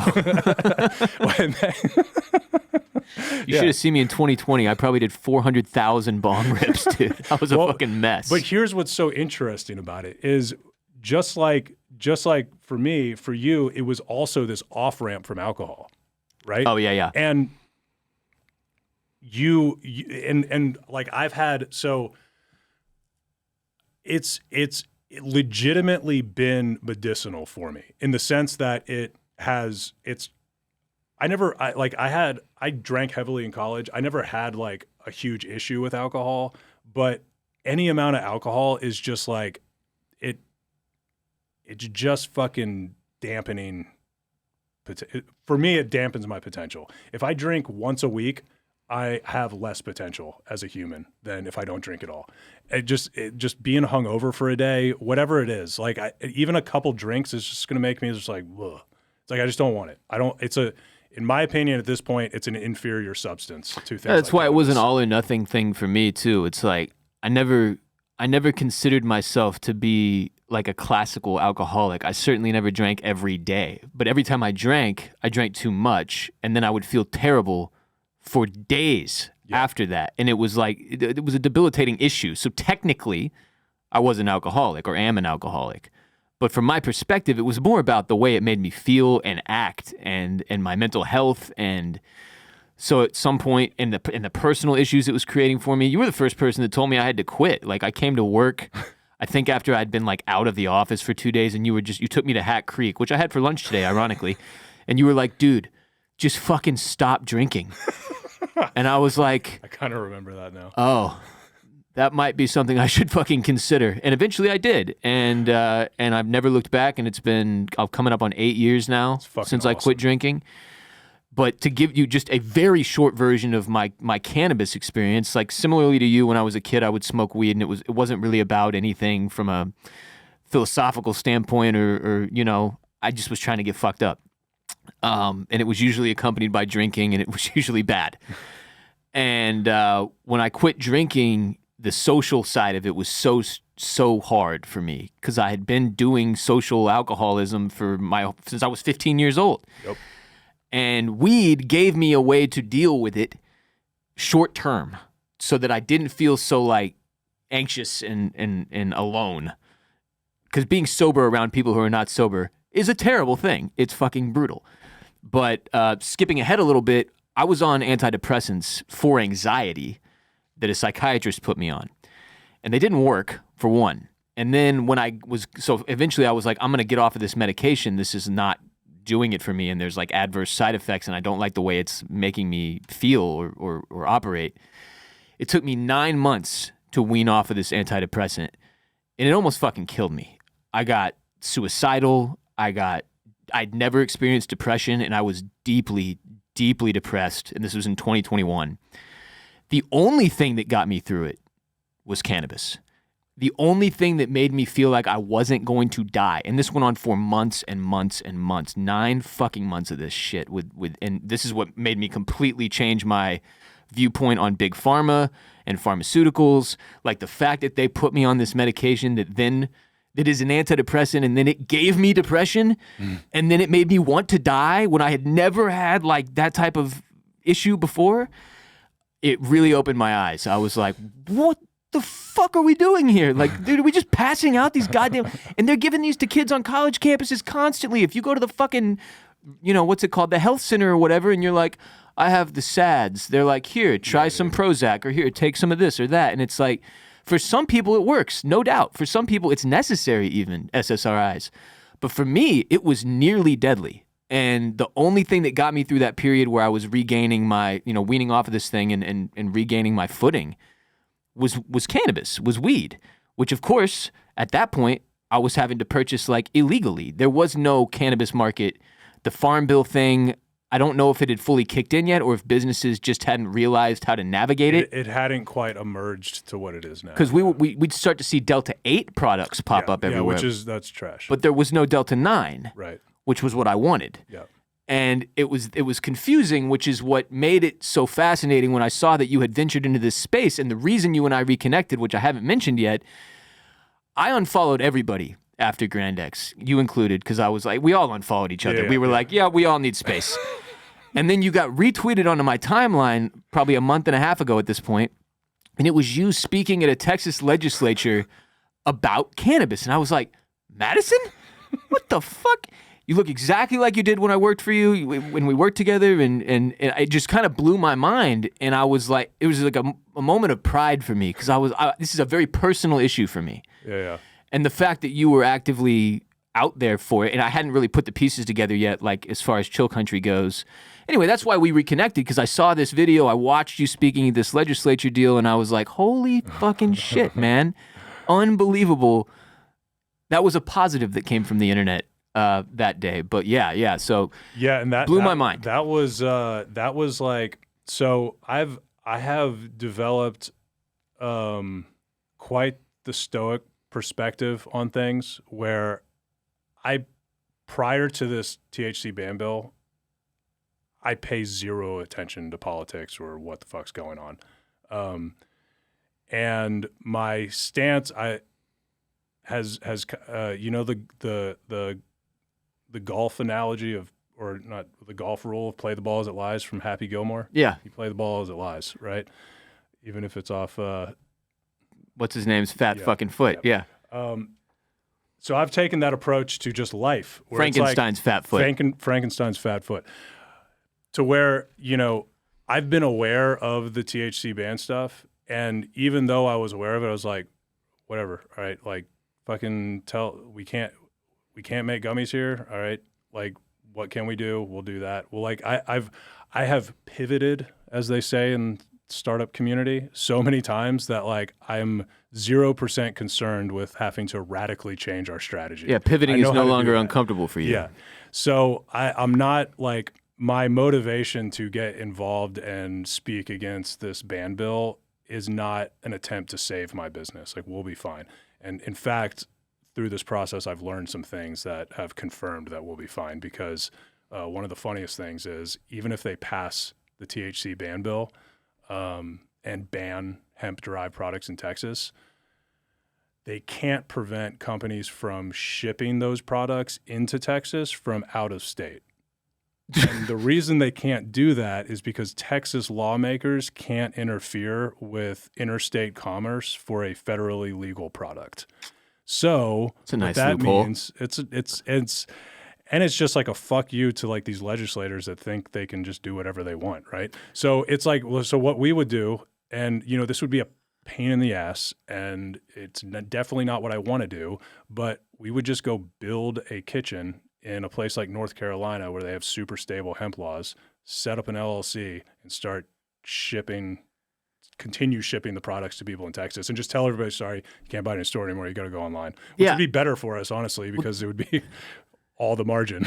It was such a confusing thing for me, as I said in the Chill Country read I just did, because I was having people recommend these different brands to me, and they were all based in like Tennessee or North Carolina, and I was like, I don't understand how I'm just allowed to like buy this stuff. And then at some point I started asking around. I was like, is there anybody like local that I could go with?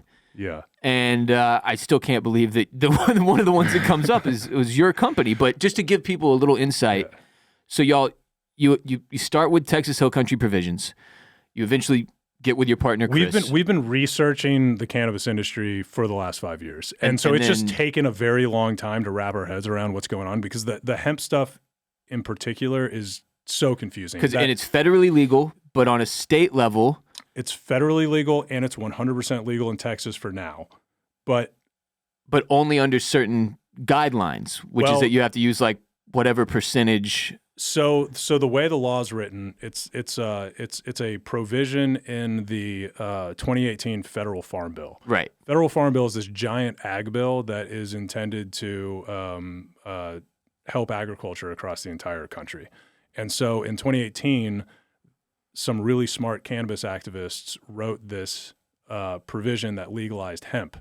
Hemp is simply a legal definition for breeds of cannabis that have low levels of THC, as opposed to marijuana, which is also it's just a slang word for breeds of cannabis that have high levels of THC. Other than that, it's the same plant. And so what that means is the flower itself, if it's true hemp flower, it's going to have really high CBD content and really low Delta-9 THC content. Right. But if you're making an edible, you just extract those cannabinoids in the same way that you would extract them from marijuana, and you just use more flower. Right.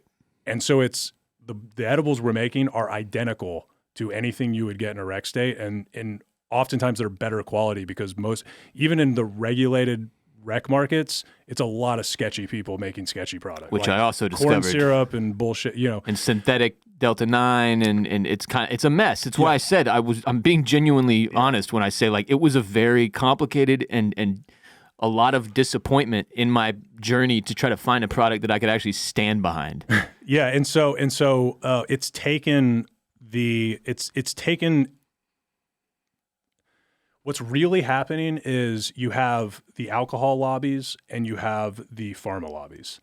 And the alcohol and pharma lobbies are two of the most powerful lobbies in the entire country. And in Texas, the alcohol lobby is the single most powerful lobby in all of Texas. So they contribute the most money to politicians out of any lobby? Again, this is secondhand information. I haven't done this research myself, so this is what somebody told me. So, but it's one of, it's not the, it's one of the most, they're very, very powerful. The biggest financial contribitors to politicians. Yeah. And so I went from 0% paying attention to any politics at all to now, is that because it made you fucking sad, or you were just? It made me sad.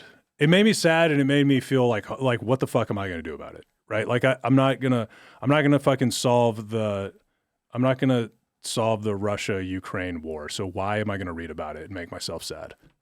I think a lot of people feel similarly. My opinions are so irrelevant.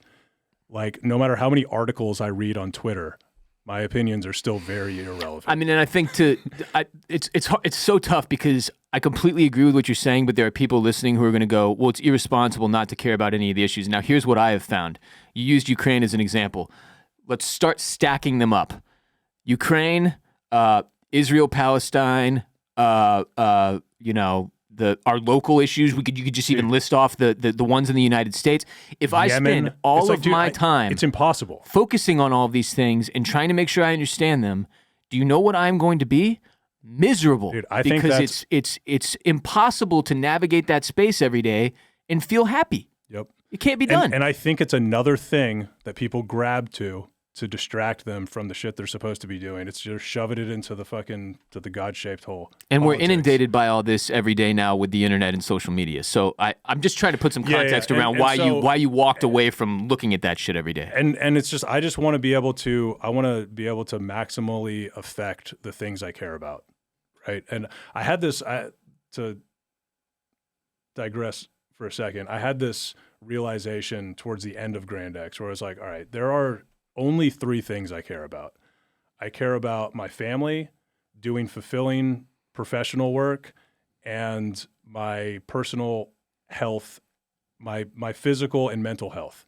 And my physical and mental health is priority number 1 because I can't be effective in the other 2 if I let that go. Bingo. And so then it was like, well, anything that isn't positively affecting one of those 3 things, I don't have any time for. And politics don't positively affect any of those things. Especially being a parent helps put this in perspective. I found after my son was born, I was like, okay, I cared about a lot of shit that I no longer care about. This was all frivolous. There's a very clear-cut focus now. By the way, you have 3 kids still? I have 3 children, yes. Yep. Nice. The oldest is 14, Henry. Holy shit, dude. He's killing it. 14? Man. We're just like best friends now. We're going to Kendrick Lamar tomorrow. Shut the fuck up, really? Houston, yeah. Oh. Actually, me, Kim, Henry, and Charlotte. Have you ever seen Kendrick live? No. It's no. I did at I did at ACL. Yeah. Yeah. Yeah, it's pretty moving. But ACL, it's a festival that's not environment. The place to, yeah. That's not the place. I'm so I saw him once in Houston. Yeah. It is he opened for Kanye, who unfortunately is not really somebody I look up to anymore, but he opened for Kanye, and it was one of the best shows I've ever seen, so that'll be incredible. So excited. Yeah. Can't believe your 14-year-old's a Kendrick fan. So the bucket of like caring about, like I've changed my ideas of like those 3 buckets a little bit, particularly the professional one, but limiting it down to that, it simplified things and it made it like, no, I'm not going to fucking happy hour, right? It's like, that's not going to do anything for me. And so, it's weird to hear you say that with how many happy hours we had to do. But taking that into the realm of Chill Country Cannabis and what you've been doing, so you have a business, it's successful, you're doing good. It's not really one way or the other. Like, you can't really control what's going to happen with this. They're attempting, the Texas government, particularly Greg Abbott, Dan Patrick, who's the main dude? It's one of them. Paxton. It's Dan Patrick is the guy who is the champion of this whole THC ban. Of basically changing the laws in Texas to, I don't know if you would say undermine, but counter that 2018 Farm Bill. Yes, right? and so the thing is like, what they're doing is they're saying that THC is dangerous and it's being sold in gas stations to kids and it's like ruining the youth, right? And it's like they're making it a health and safety issue, which is also how they're keeping it off of a ballot and so that we don't get to vote for it. Exactly. They just get to decide for us. But in reality, they're taking campaign money from the liquor lobby and the pharma lobby. And the liquor lobby and the pharma lobby hate cannabis. And so from the pharmaceutical standpoint, they can't patent a plant. And this plant is legitimately getting people off of their product. Right. They don't like that. It's not conspiratorial. They are for-profit companies and their product are the pills they patent and sell. Yeah, if their stock price is damaged by this competition, which is obvious, then they're going to try to stop that. And this is not like anecdotal. I mean, I guess it's all anecdotal, but I have heard countless stories from customers through these hearings of like veterans that the VA had them on 17 different pharmaceuticals and now they just use a cannabis gummies. product. Yeah. They just eat gummies and they can like play with their kids and they're not a fucking vegetable anymore. Yep. So it's like, it's just countless stories. I have personal experience of essentially transitioning from from alcohol or any other substance to just using cannabis. And I used cannabis fairly heavily in like the 2020, 21, 22 era when I was in this like intense transition. And I'm realizing now that it was legitimate like PTSD medicine, because going from building Grandex for all those years from scratch to the devastating end to then starting what is a very similar business, every step of the way, every fucking financial model I look at, every fucking, like everything, tech pack for the, like everything was just like PTSD triggers, going in and coding, right? registering shit. Setting up a Shopify, like everything is just like in my head. I'm just thinking of like all this devastating Remember shit. last time you did this? Yeah, exactly. That didn't go too well, did it? Yeah, it's a fucking terrible and feeling. So cannabis was this thing where it's like I go into my fucking shed office, smoke some weed, and sit there and just design shit without thinking about any of that bullshit. Yeah, free your mind, dude. It was like ADD medicine, or like it just fucking calmed it down. And now it's like I've processed a lot of that stuff. I'm still in therapy. I came from therapy. I was in therapy before I got here, and so still a lot to process. It's a lifelong thing. I think, dude, right? It's a forever journey. And so, but I've processed enough of it to where like I barely need to use cannabis anymore, or I would say I don't need it, and I occasionally use it. And what I really believe is that if you can get yourself into like a balanced, spiritually aligned state, then you can use things like cannabis rarely and with a lot of intention, and like a one-off, like I'm not going to use it for a month and then I'm going to use a lot of it and I'm going to sit here and I'm going to fucking meditate and pray and think and fucking do yoga stretches and I'm going to get a download of information. I've been talking about my morning routine and working on my morning routine for months now, and I'm about to tell you about one of the new cornerstones of my mornings, so listen up. This is the perfect time for you to optimize your morning routine. Now that we're getting more sunlight in the morning, thank God. Winter is out, spring is in. Anyway, the new addition to my morning routine is AG1. AG1 is helping me get the most out of my mornings, getting my day started off on the right foot and setting me up for a longer, more productive, and more energized day. And it can do the same for you. If you've heard me complaining about my immune system because I always get sick all winter and during allergy season in the spring, that's another reason I've added AG1 to my routine. It supports my immune health. AG1 is your daily drinkable scoop of vitamins, minerals, probiotics, and whole food sourced ingredients in one. Validated by research and formulated for you, AG1 helps your whole body, brain, and gut health thrive. Unlike other supplements that come and go, AG1 is a habit that actually sticks because you can feel the difference. I stopped drinking coffee many months ago, and before I added AG1 to my routine, it would take me a couple of hours to shake off the grogginess and fog from my brain. But since I've started drinking AG1 to start my day every day, the drowsiness fades quickly, my energy levels are up, my digestion has noticeably improved, and I'm glowing, baby, shining earlier in the day than I ever have before. When it comes to my health, I want something I can trust, and that's why I choose AG1 with science-backed ingredients and real benefits I can feel. AG1 is easy, makes it easy to support overall wellness every day. That's why we're partnering with AG1 as one of the new sponsors of our show, and AG1 is offering new subscribers a free $76 gift when you sign up. You'll get a welcome kit, a bottle of D3K2, and 5 free travel packs in your first box, so make sure to check out drinkag1.com/Bolin to get this offer. That's drinkag1.com/Bolin to start your day on a healthier note. Link and details in the description of this episode.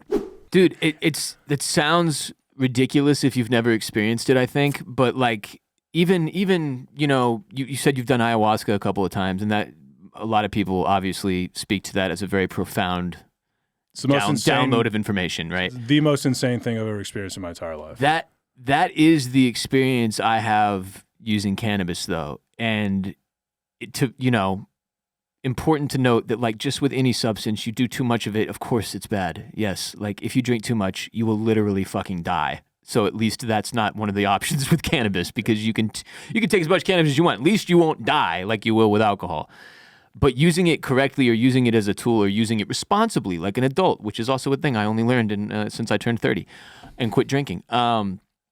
It's so helpful, man, in terms of opening up your mind, and you have to harness it, which can freak people out because, like, if you're anxious and you do cannabis thinking this will help you unwind, it sometimes it will make you face that anxiety. It will make you face the things that are throwing you off. Well, and it's that this is also like something that I've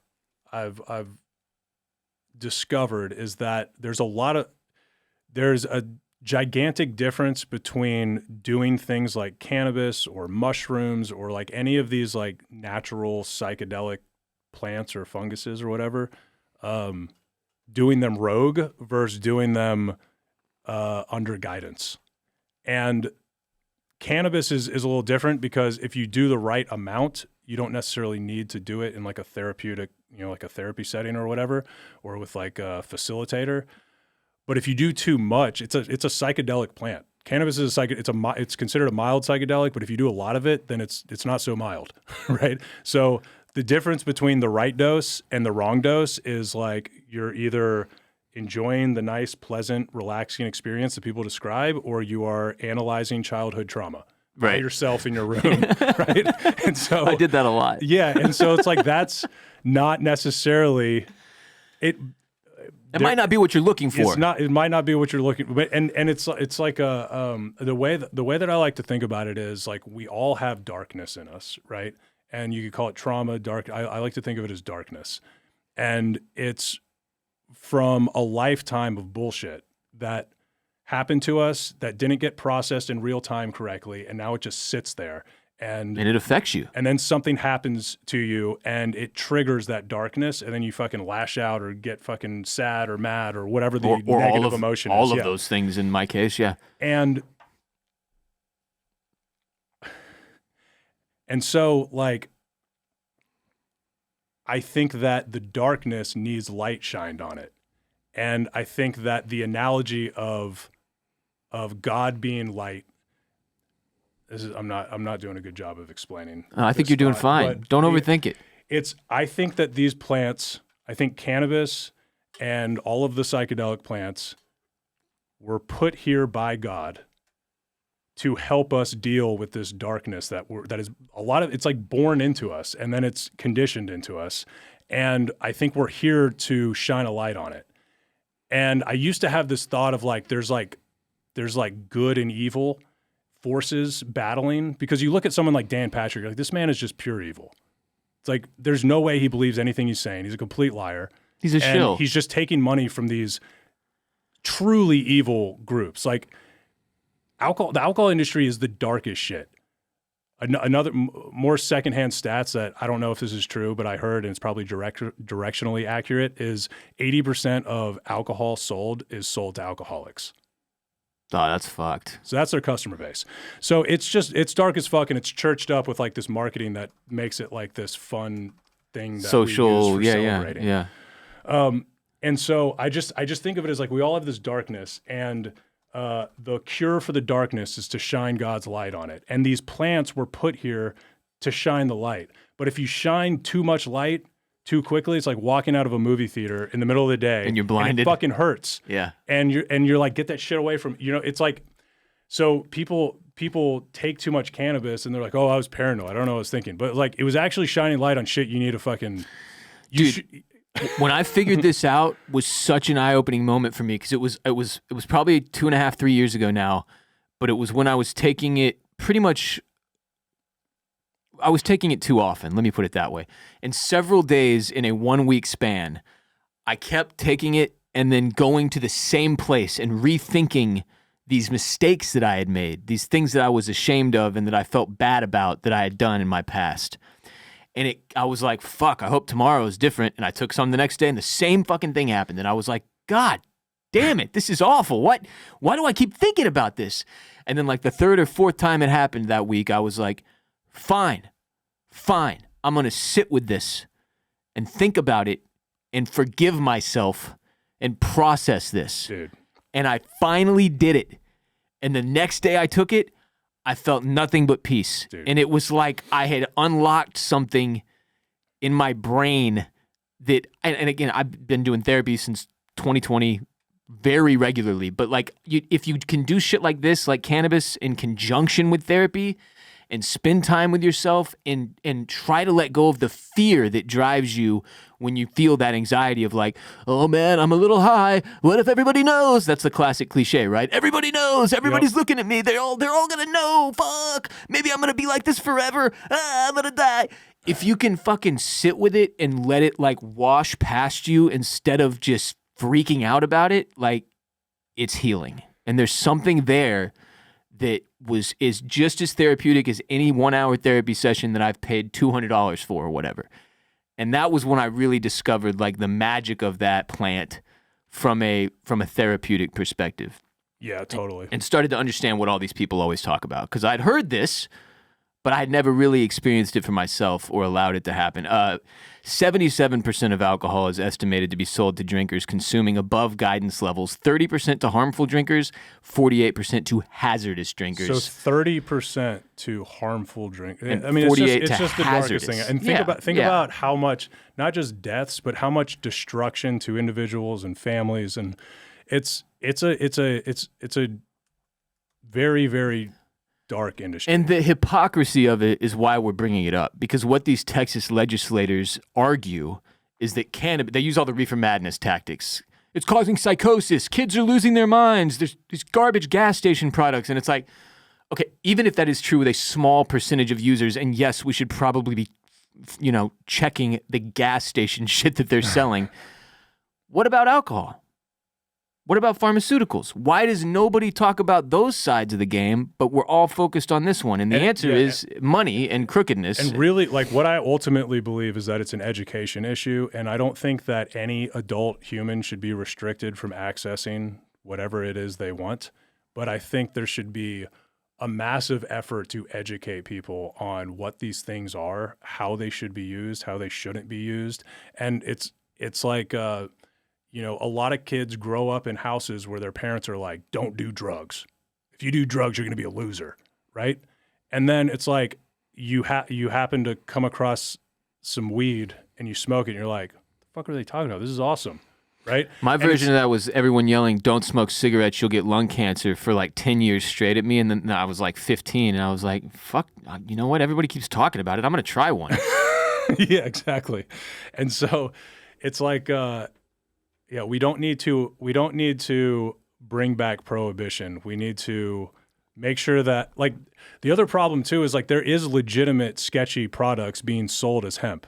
Right. And the only reason that is the case is because of the lack of regulation around hemp. But the bigger reason is because cannabis is illegal. Just make cannabis legal, and then there's no reason to make sketchy gas station drugs because the plant itself is fucking amazing.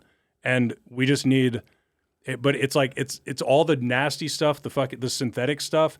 They're making synthetic stuff as a loophole to get, because that's what they can get away with.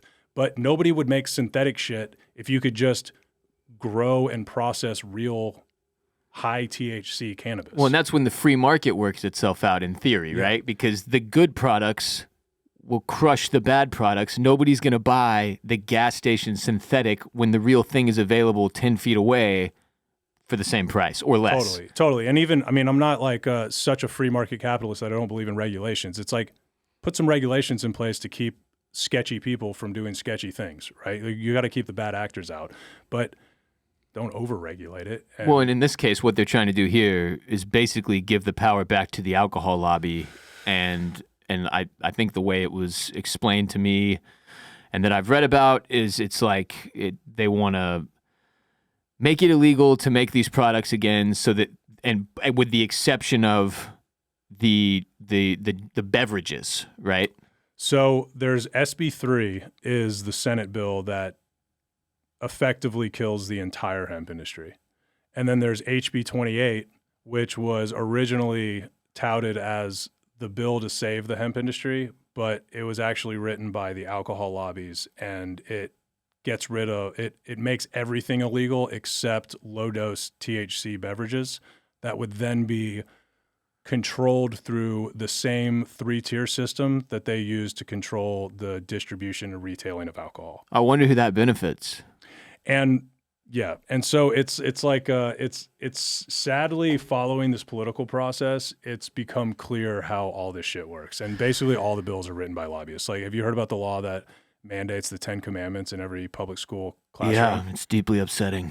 So those kind of things, like before I started following, it's like, it's like, where is that coming from? Now I know. There's 2 evangelical billionaires who have their own team of lobbyists. And anytime you see a weird bill like that, it's them. So all that's happening is a bunch of wealthy companies, groups that represent a bunch of different companies, and then wealthy individuals who have weird motivations are deploying lobbyists to go chirp in the politicians' ears and tell them what to do. Go tell them what to do. Yeah. Yeah, and it's insane because to tie all this, if you're listening just strictly out of interest for me and Madison's relationship and maybe some of this industry stuff, to tie it all to a bigger picture, it's why we have so many problems. Like, it's why I have so many problems with the federal government being like, that's a state's issue.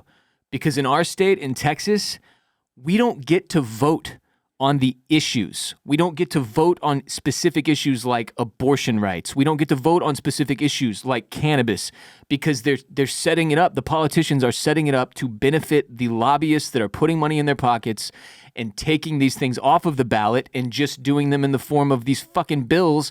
So I don't get to go to a ballot and vote whether or not I think whatever those 2 bills you just named are, or whether or not I think women should have access to life-saving abortion care in our state. We don't get those choices. The state legislature is making those choices on behalf of us, which it is shitty, man. It doesn't work. Well, it makes it to where all these giant billionaires and corporations are actually the ones with all of the voting power in our state, and I'm just sitting down here like, well, what I do doesn't even fucking matter anymore. But what's interesting following all of this and cutting up all of the so I've been to 2 hearings. They're both, one of them was like 8 hours long. The second one was 16 and a half hours long. Jesus. And there's live streams online for all of these. So what I've been doing is I downloaded the live streams, brought them into a video editor, and I've been chopping up clips and putting them out. And across TikTok and Reddit were like 4 million plus views across these clips that are shining a light on what they're doing. And oddly, nobody who supports the THC ban bill uses the internet because there's tens of thousands of comments and they're all just like, what the fuck is this? What are they doing? There's no sneaky editing. It's like, it's just Dan Patrick talking. I've watched a bunch of the clips, the religious stuff being tied in. It's so twisted up, man. But what's kind of encouraging, one, in the House committee, those committee members were genuinely interested in learning about the situation. They were humble in their lack of understanding, and by like a couple hours in, they were completely overwhelmed by how complicated the situation is. And, so that's good. There are good people in the representative roles, and then there's a lot of just shady people that are doing the bidding of the lobbyists. Right. But we have an election in 2026. And historically, only 18% of Texans vote in the primary. It's not good. But there's more and more exposure on what these people are doing from the internet.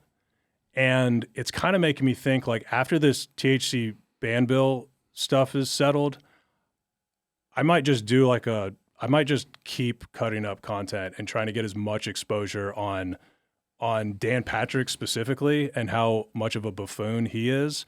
But then also there's some like really good people that we could like throw our support behind and make some fucking merch for them, throw some rallies. And it's like, 18% of turnout, like you don't need to inspire that many people to go to the polls to like totally tip the scale. To swing shit completely. Which is like kind of way. exciting, to think that like, they get away with this shit because no one pays attention. But the internet is this like crazy spotlight that you can shine on these people.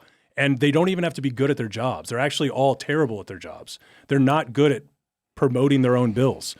They don't even understand the subject matter of their bills. So it's like a bunch of fucking Nepo kids that like just got a job and like they don't have to do a good job because no one's going to fire them. And they don't really care. Yeah.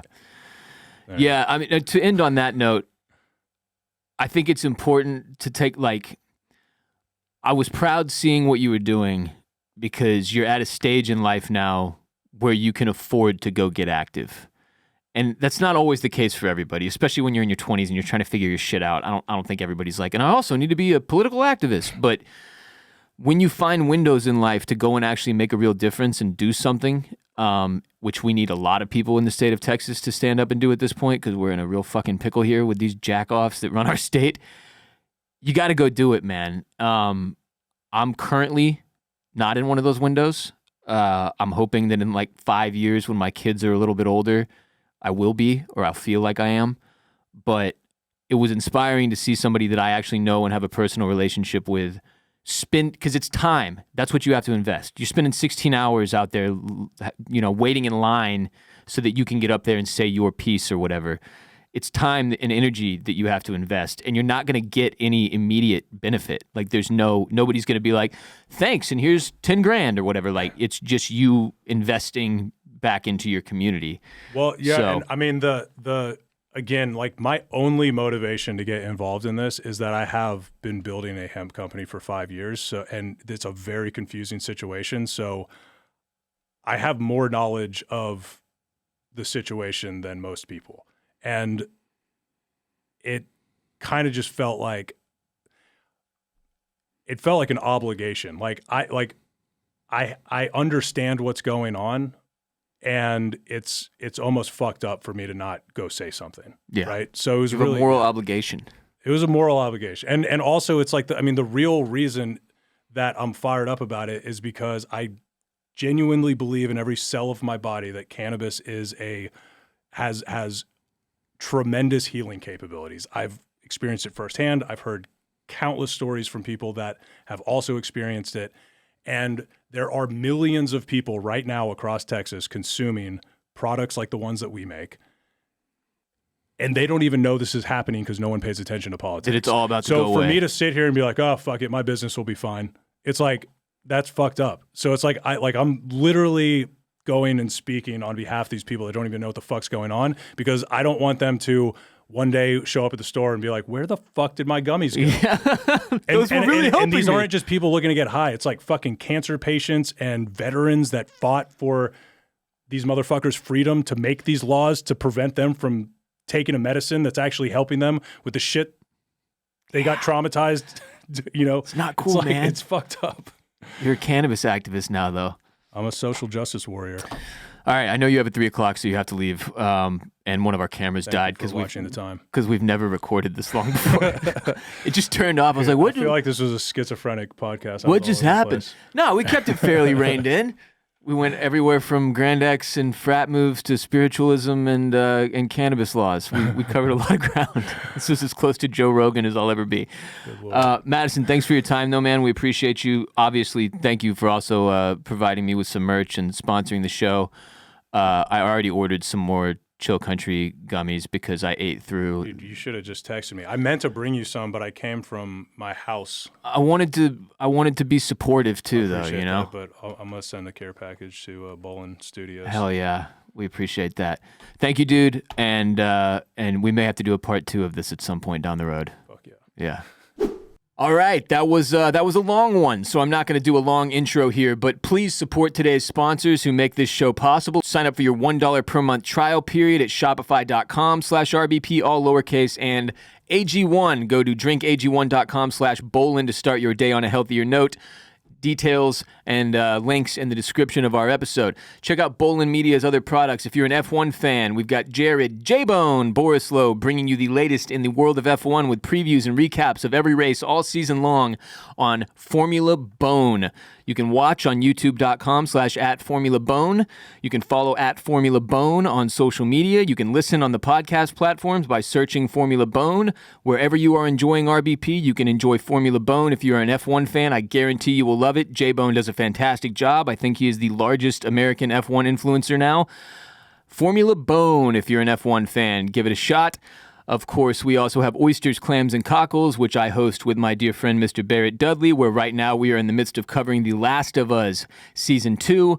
We make companion podcasts for your favorite TV shows. So if you love The White Lotus, we covered that prior to The Last of Us. If you love Severance, we covered that prior to The White Lotus. Later this year, we'll be doing a Night of the Seven Kingdoms. We're going to be doing some Andor coverage starting in a week or two. Oysters, clams, and cockles also available wherever you get your RBP.